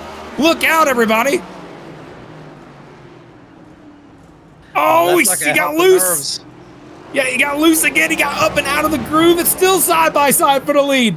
Hodgson on the outside and Lim on the inside. You got the 26 of Paul Hill sitting in the wings waiting for a mistake to happen. It's all over the place. 26 trying to dive it in super deep, and that's what sent him long. But now Lim goes wide. 12's there. Man, this is just wild racing at the front of this thing with 14 laps to go. Coming to get 13 to go. Top 2 still under a blanket.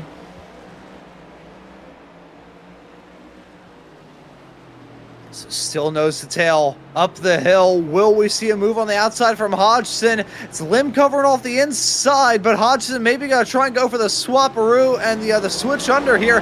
No, actually going to remain in tow and maybe try and rattle his cage off in through the S's. Paul Hill got a fantastic view of this fight as they head their way down the hill, off through the middle sector. Right about now, it's Lim still in front of Hodgson, still in front of Hill. These top 3 have broken away. 13 laps left to go. Oh, man, that I can tell you right now, that 26 is trying everything he can to catch back up, but he dove bombed this upcoming corner here and got him to go wide, and that's what opened the door for Hodgson to take second, but that also opened the door for Lim to get a little bit bigger of a lead. I mean, now he's got to hang on to this spot with these 2 cars that are dying to pass him, trying to do whatever it takes to make sure that rookie doesn't win, but the guy who's brand new to the series, I had a thought about him at the beginning of the race. I was like, he's running pretty fast lap times. He was actually fastest in practice. In the warm-up, he had the fastest lap time out of any... Well, let's see, he was in regards close to the top spot. He had the 4th fastest lap in practice, I should say. So because of that, I kind of kept an eye on him, but now he's got the lead and he's running away with this right now. He's hoping for no cautions. He doesn't want to see a single one, but there's always a chance. Be ready for it. Yeah, be ready for it indeed. But as we continue to see this battle out there on the racetrack, I'm trying to look back into the history of Junsong Lim and to see how his road course pedigree has evolved over time. You mentioned that he had a very high sports car rating. I was looking through his first ever sports car road series win was in a NASCAR Class A fixed series. So he's got some speed. He has got the thunder to do well of all the racetracks. Those at the Daytona road course, which you can draw a little bit of comparison between that track and this one here. Matthew David Wood ended up going down pit road. Something's going on with the 16 car. Not sure entirely what that may have been, but definitely not how he wanted his day to go. It's probably going to be for just a quick top off on gas, which is exactly what it was. Got 4 tires and gas. Maybe he's hoping for a caution, because if a caution comes out and he's still out there, he could stay out. Well, everybody else would have to come down for gas. Maybe this is the smart move if we see no caution. Let's see what happened to Casey Graves at the top of the hill.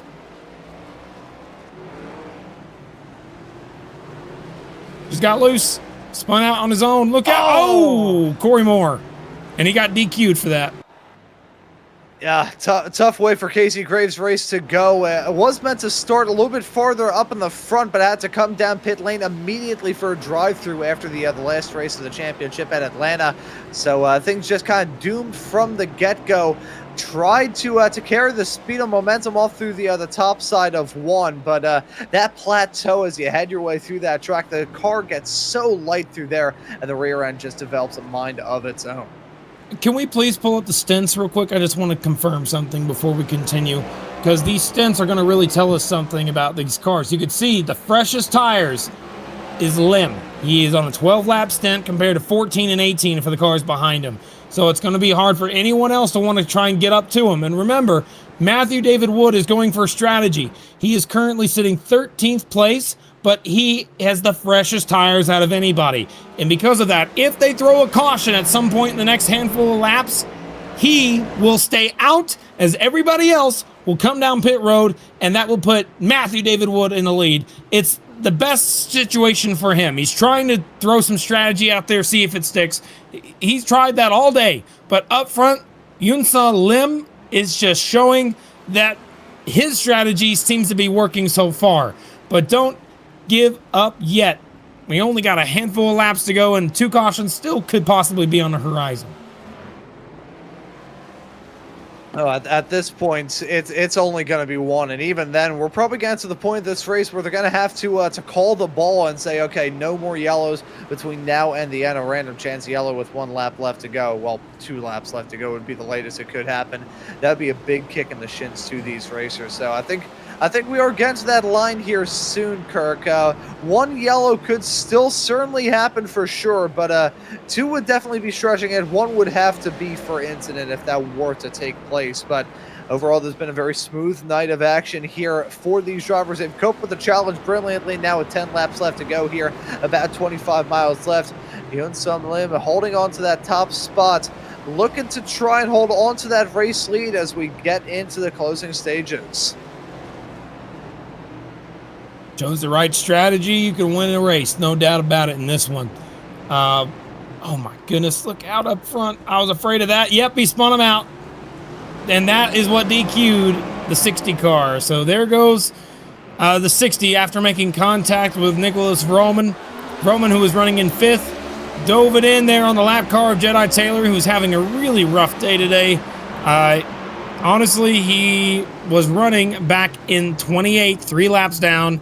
Contact sends him around, and that DQs him out of the race. Here's Timothy Napier. What happened to Timothy Harper? Yo, he got loose.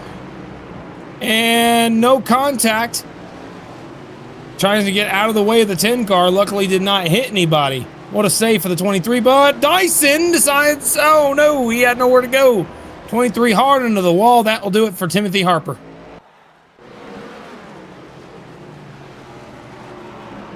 more drama breaking out. This is Roman in the number 95 car. That's actually back to live action, pardon me. Looking at some battling going on right in front of him. Lucas Hoytsma, who's coming back from the cellar once again. He has had so many setbacks throughout this race, got involved in 2 separate incidents. Both of them heading out of this turn. Turn number 16 has not been a happy hunting ground for him, but Hoytsma showing that he still has the speed. If Hoytsma didn't have that chaos breakdown for him, I think he very well could have been the top driver, maybe the dominant racer throughout this event. He has been super duper quick ever since the drop of the green in the O'Reilly's race last night in the right in front of the Light Series. 29 car, Tanner Marty, hard into the outside wall right now, live 29 car, right in front of 10th place. His car cannot turn. He is on the front stretch right now in the 29 car. It's really slow in just outside of the racing line by inches, and it looks like he will retire the car. Oh my goodness, right in front of Delaney in another car. It could have been a lot worse. Yeah, it very much so could have. Rebounding onto the racetrack, very lucky that didn't result in a huge stack up.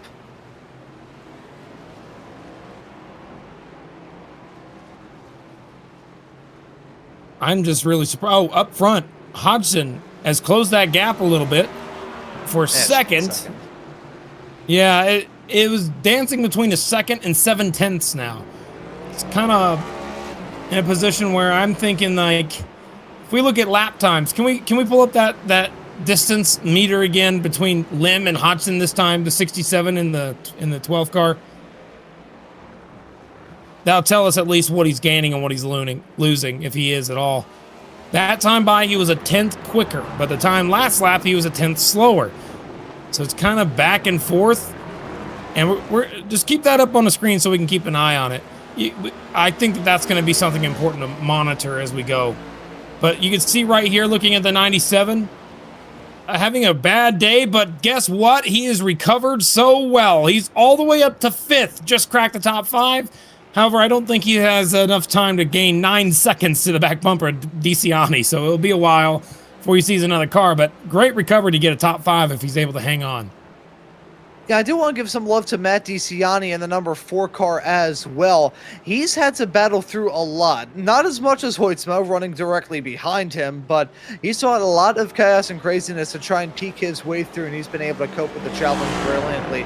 It's a quiet P4 run for him at the moment, but with 8 laps left to go, he's effectively on Gilligan's Island at the moment. Fantastic drive from him. Hoytsma's still a standout performance. Hodgson's been able to put in a good drive right behind as speaking of a driver coming back, Andrew Dyson, who we saw have that penalty a little bit earlier on here in this race. He's clawed his way back up into 15th, is currently all over the back of Alan Duggar in this battle for 14th at the moment. There's that 10 car directly in front of him. They don't have to worry about Tyler W. Hunter a little bit farther behind them, so this is just a 2-horse race.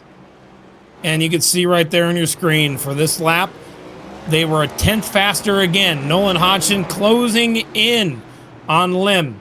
He is on the back bumper, actually. I think this 12 car is going to have a word to say with Lim here in just a second. He's able to close in on the slow corners, but on the straightaways, that Lim car is just able to pull away. He has better grip, but I don't know how the long run looks. I think the 12 car is a better long run car, because right now, he is there. This is the battle for the eventual win with only 7 to go, 6.5 laps to go. He's got the lead right now, Lim does. He's from South Korea, making his first start in the FLCC universe in the lead, but Nolan Hodgson, who is a staple of the FLCC, is on his tail, trying to show that someone from America can win on a road course. We'll see what happens.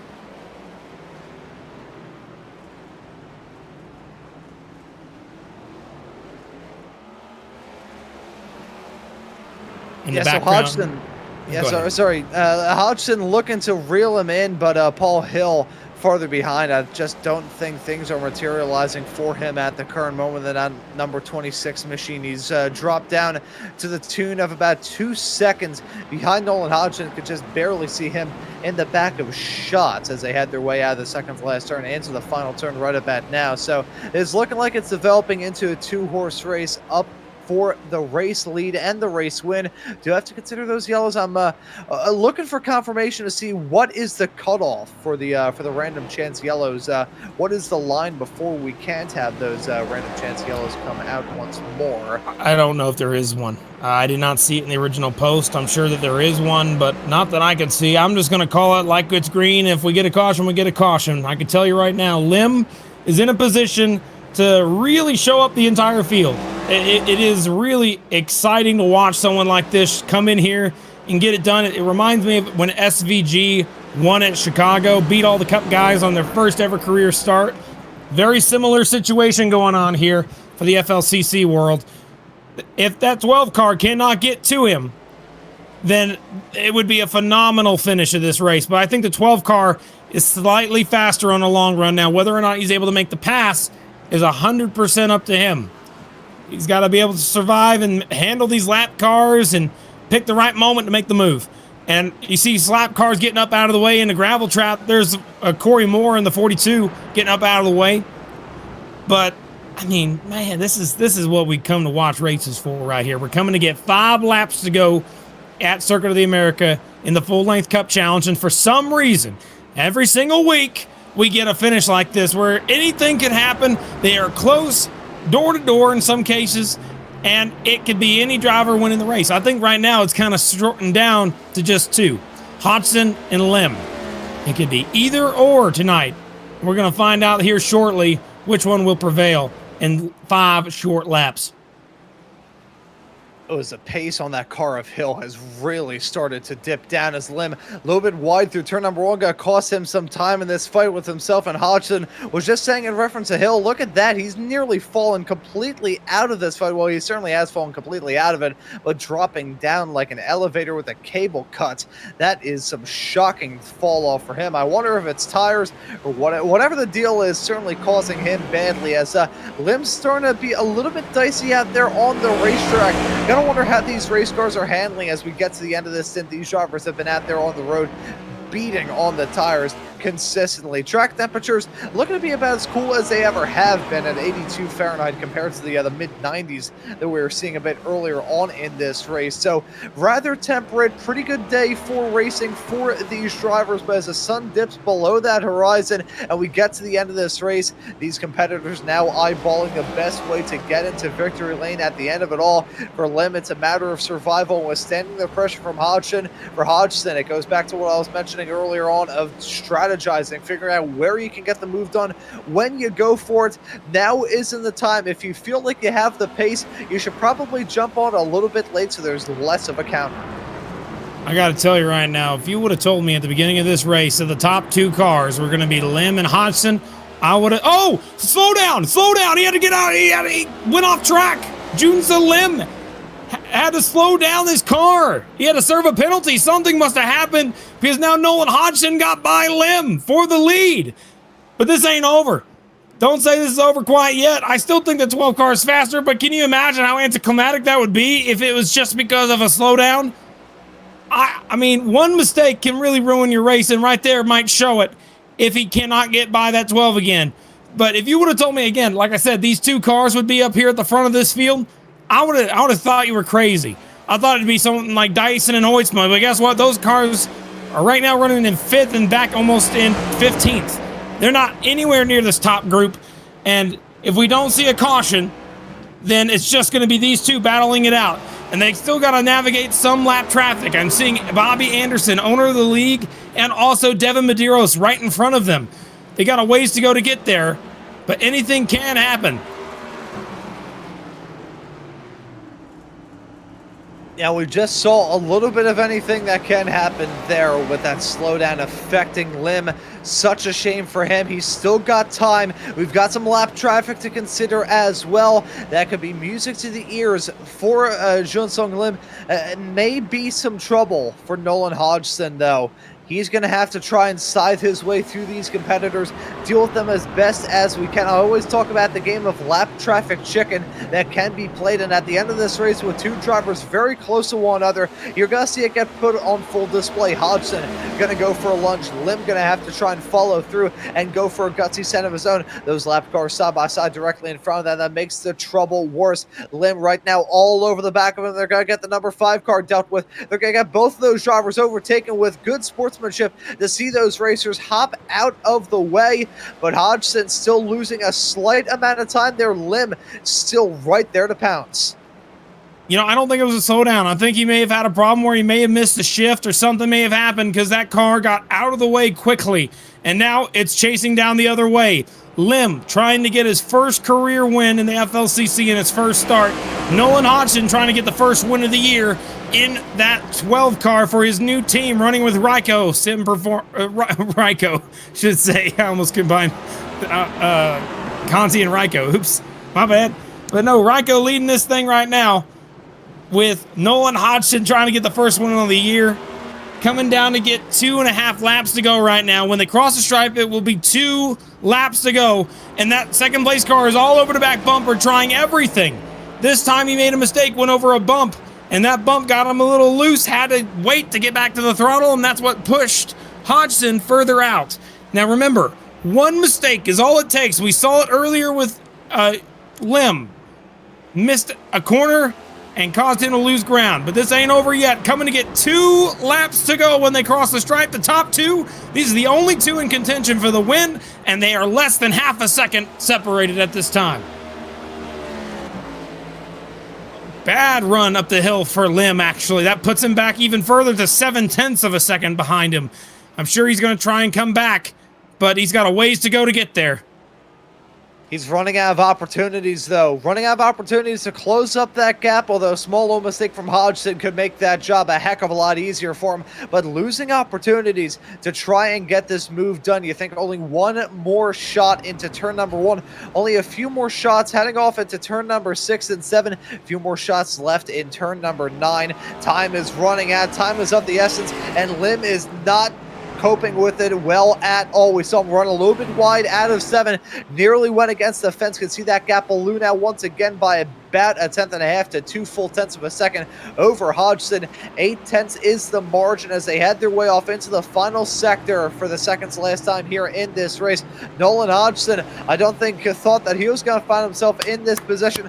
Neither did Yunsung Lim, but this is looking like it could be his day as they're now only a few turns away from taking that white flag. Oh, man, I'm worried as sick as heck for Nolan. I know he's got a lot of family watching this type of thing. He's got a lot of folks that root for him week in and week out. A lot of people that support him. And last season, he was able to win quite a bit, but I don't think he ever won on a road course. Dyson stole all of them from everybody else. But this week is the first time ever that someone else might have a chance at it. And he's going to come out of the final corner. And he will see the white flag. 1 lap to go here in the Outlaw 375 from Circuit of the Americas for the full-length Cup Challenge. Nolan Hodgson with a gap of just about a second over second place. Second place is going to do everything he can to try and catch up. He overdrove the entry to 1. Yeah, I think that might do it. Hodgson just got to coast now. He's got enough of a gap to where I think he's just got to relax, don't make a mistake, and he'll be fine. Right now, keep an eye up here on his top car, the 12 car, if we can get an eye on him. There we go. Take a look at this car right here. He knows he has a lot of emotions probably with this win if he's able to hang on. Coming through the hard set of corners. He's still putting inches from the edge of the wall, from the edge of the grass. He's still all over the track, making sure that he is making sure his car has the best chance to win all race long. Again, Nolan Hodgson, a driver that a lot of cars did not even know that well back in January of last year. But now he has won multiple races in the full-length Cup Challenge, and he has done anything from super speedway races wins all the way down to short track wins.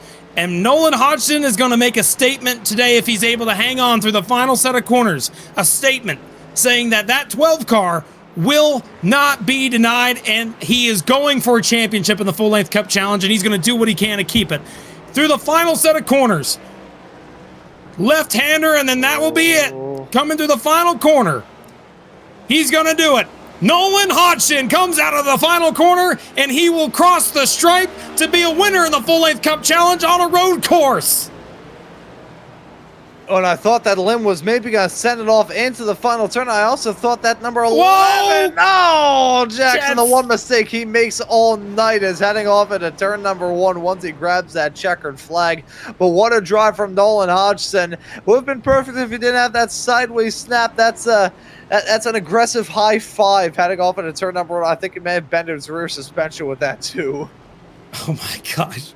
And what a drive for Lim. I mean, Lim, you gotta admit here, Ron, that Lim did a great job holding on to the lead, but he had a moment out of the final corner with just 5 or 6 laps to go where it lost him this race. And you can see there's DeCiani coming up, giving him a shot on the back bumper. That 12 car, no doubt about it, is probably really feeling this one because it's so hard to win on a road course, and it's exhausting when you drive on these things. On ovals, you don't sweat as much, you don't worry about it, you aren't as it's natural. But on these road courses, you got to be on it every second of the drive, and that's going to make him exhausted. I guarantee you, when we hear from him in a little bit, we'll ask him how he's feeling, what he's going on through his head right now. But you know his family jumping up and down at home, no doubt about it. Nolan Hodgson showed somehow, some way, he was going to be able to conquer this road course, and he sure did. Circuit of the America winner,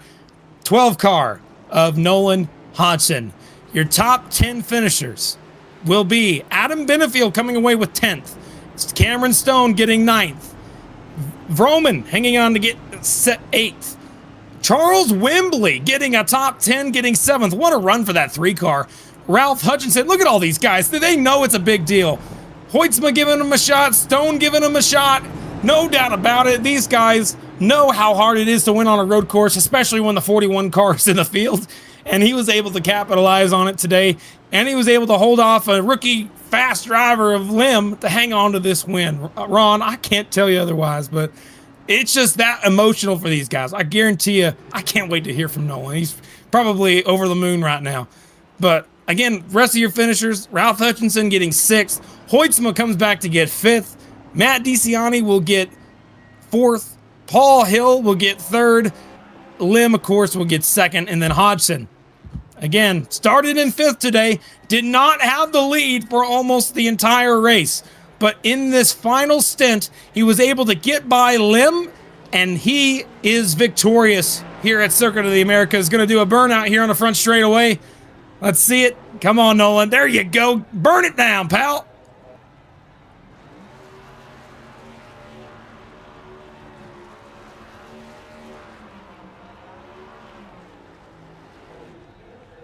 And no, he is not locked into the playoffs, Ron. I know that much. I may have my head shoved up my keister, but I don't have it shoved up that far. No, you're good. No, you're good. Just saying, I'm happy that we got a different playoff system now where a win does not necessarily mean you're going to be there. But I know with Nolan, he absolutely will. Let's take a look at our finishing results. Again, for this race here at Circuit of the Americas. Nolan Hodgson, take a look. Winner there. And the rest of your top 10, we already went through them. Let's go ahead and go to the 11th place spot with Ron. And then looking from there, we got Dylan Kritz end up in 11th at the end of this race. Jonathan Delaney, who started all the way at the back, ends up making his way to 12th. MDW Matthew David Wood will be class in P13. Alan Duggar, pretty good drive from him, was able to grab P2 at the end of stage 2, ends up in 14th. Andrew Dyson and the Knights, what could have been for him, P15 when everything is said and done. Tyler W. Hunter in the 48 car will be classed in 16th with Michael S. Tucker classed right behind in 17th place. We round out your drivers on the lead lap with Alex Murray at a pretty wild night, the number 22 car. He's classed in 18th. Devin Medeiros had a pretty all right night last night in the Friday Night Lights series. He's classed in 19th. Bobby Anderson completes your top 20. See the rest of your finishers on your screen. Corey Moore, Stephen Williams, Chad Sander, Dustin Hall, Nicholas Isaacs, Cody Johnson, Thomas Kolmacheski, Tanner Marty, Jedi Taylor, and Casey Graves rounding out your top 30. And then from there, Paul Gallimore, 14 laps down. A lot of these racers running into troubles throughout. Timothy Harper, Joseph Galata, Jared Washone, Hunter Truel, Ryan Von Henschel, Brandon Hastings, Robert Miller, Alex Coffey, and Evan Mesnard. Driver ran into troubles right at the drop of the green flag. So those are your results at the end of 95 thrilling laps of racing action here at Circuit of the Americas. And Kirk, it looks like we got some drivers looking to have a chat with us. I'll let you get the festivities up and rolling. Nolan Hodgson gets it done, man. Way to go. You got a road course win, Nolan. How's it feel, man? It feels fantastic. I've done so much yelling in the past, minute and a half that my voice is about gone. I don't even know who that was that I hit going into one. I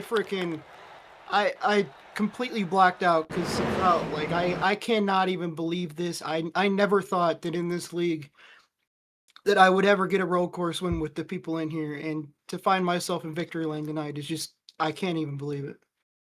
So you saw what was going on in the final laps here, Nolan. You saw Lim right in front of you. And what was your thoughts the moment that he made that mistake going into the final corner and moved out of the way? What were you thinking when you saw that happen, Nolan? Walk me through it. Honestly, my first thoughts and my only thoughts the rest of the race were just not to blow the entry of the corner, because that's kind of what, Junsu was doing that got me back into it initially anyways. And I just wanted to make sure that, if he were to bump me out of the way, then that's, all is fair in love and war. But I just wanted to make sure that there were no overblown exits, because that's the number one way to get somebody, let past you. And I just wanted to hit all my marks, keep my marks, my heart was just pumping out of my chest the entire time. So I was trying to relax and just say, hey, just hit your marks. You got the lead. The dirty air here is ridiculous. Just don't make any mistakes, and he probably won't get back to you. And that's what ended up happening. Man, Nolan, I'm so proud of you, man. I mean, I remember seeing you in Daytona last year without a sponsor on that car, yellow and pink, and it was just the basic 12 car. But now you're out here running with Ryko. After a full year, you've won multiple races, and now you could add a road course. You finally had somebody beat Dyson at a road course, and it ended up being you, Nolan. I mean, that's just incredible to watch your journey, and I hope you continue to keep pushing, man. But at the end of the day, you got the win. You saw your old teammate there in the 26 of Paul Hill having the lead there at the end of that little run.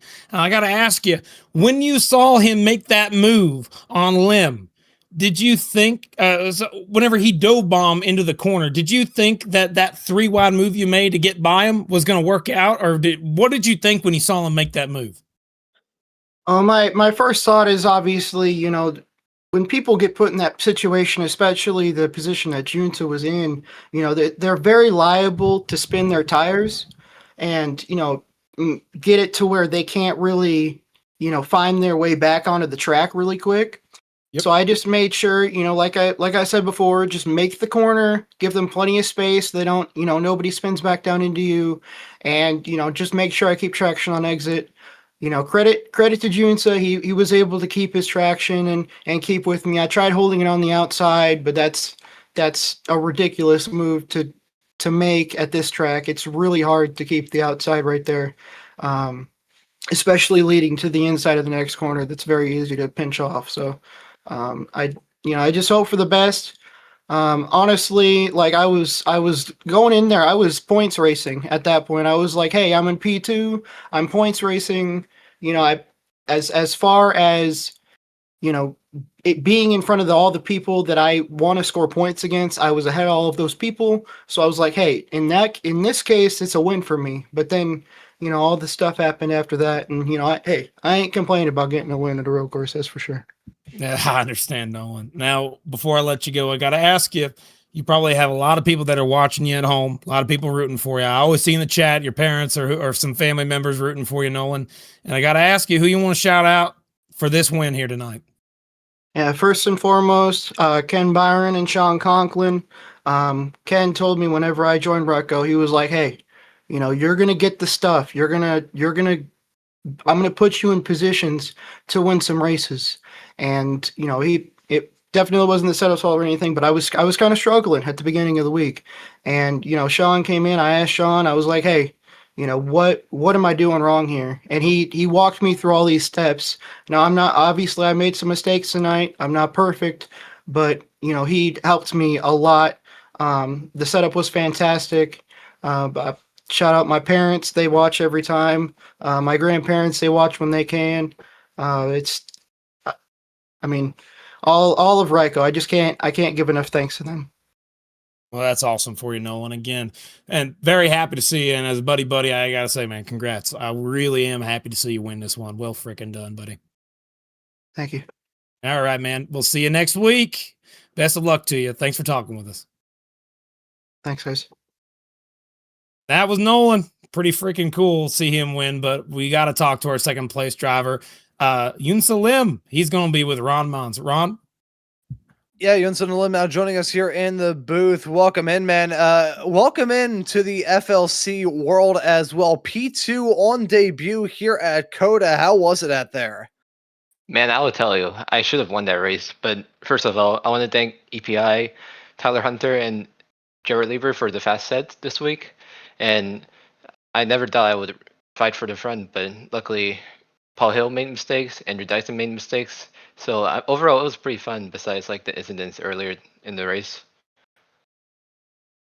Yeah, it looked like a fun night out there for you, involved in the pretty much in the thick of it, from the drop of the green through to the fall of the checkered. Looked like a tough race to try and manage, just never really an opportunity to take a breath for you out there.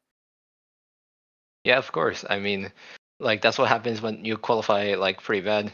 Like you get wrecks, and it's my fault that I didn't qualify that well. So I'm glad that we got lucky with a few wrecks that put us up there, and it was fun overall. I mean, to get to fight with guys like Andrew Dyson, Matt, Nolan Hodgson, and Paul Hill. I mean, it was pretty fun. Yeah, I'm sure it was very, very fun, and a hectic day for you behind the wheel. I think it is most certainly fair to say. Now, it's your first time showing up here in this series. What are the rest of the plans for you in 2026? Are you going to be seeing you pop into the road courses, or we're just going to see you run in the series from time to time whenever you feel like it? I mean, expect me to run Phoenix next week in Vegas, but I'll most likely show up for like almost all the road courses. Just preparing for Road to Pro, so I'll be kind of busy, and hopefully I can run more of these. I gotcha, man. Well, it'd be nice to see you out there on the racetrack for Phoenix and the rest of the road circuits as we continue on our 2026 campaign. We'll ask you though about Phoenix in 1 week's time. What are your thoughts heading to that track? Any high hopes heading there? I mean, I don't have high hopes of like competing for the win, but hopefully a good points day, probably like a top 20 would be a good day. So, I mean, no high expectations. I just want to have fun out there. You have a good time, have some good battles, and similar shades to what happened for you here tonight. One last question for you, man. Is it Yunsa, or we're How trying do to you get the pronounce your first pronunciation name, nailed man? down We want to here. get it right for next week. Oh, okay. It's Junsa. June, like the month, Junsa. and then sub without the P. Junsa. Gotcha. Yes. All right. That's a cool name, man.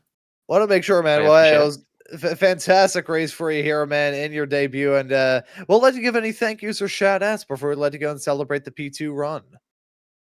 I mean, first off, I want to thank Jared Liebert for the fast set, Tyler Hunter for giving me the opportunity for competing for EPI points this race, because Sean couldn't make it, obviously.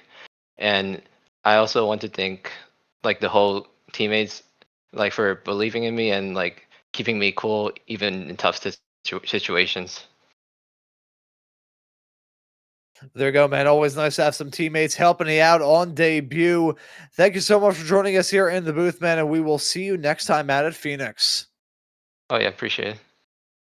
And that right there was Junson Lim joining us here in the booth. And Kirk, I believe you have our P3 finisher of Paul Hill. Paul Hill, Kirk Mills in the booth. Got a copy. Yes, sir. Hey, man, you had yourself one heck of a day. We talked to you at the end of the second stage. Had a good shot there for the win. But I think it was ultimately old tires that really did you in. Tell me, Paul, was there anything you could have done differently? How'd your day go, and how you feel after all that? Well, I want to first off say our car was hands down not the issue. I 360'd it through the S's on like cold tires and overheated my right front and ended up with 30% more wear on my right front. And so it was completely dead pretty much after that. And I just couldn't get it settled back down, and 100% on me. But that's how these things go.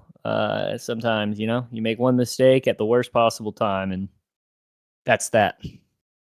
Man, I got to tell you though, Paul, you made some heck of moves on that newbie up there, Lim, I believe it is, or whoever it may have been. Some of these moves are just absolutely awesome to watch. It was fun to watch. I got to ask you at the end of the day, are you happy with third place after this whole run? Were you, is this what you were expecting? And what do you think going into Phoenix next week? What's your thoughts going into that race as well? Yeah, I need to apologize. I apologize to him already, but publicly, I did not mean to absolutely slam his door down into that hairpin. I couldn't see with the sun. I don't know if you guys were able to see that on the broadcast. Yeah. It was terrible. I missed my braking marker by like 15 feet, and just absolutely, all night was kind of offline to everyone there. I didn't like being over on the paint.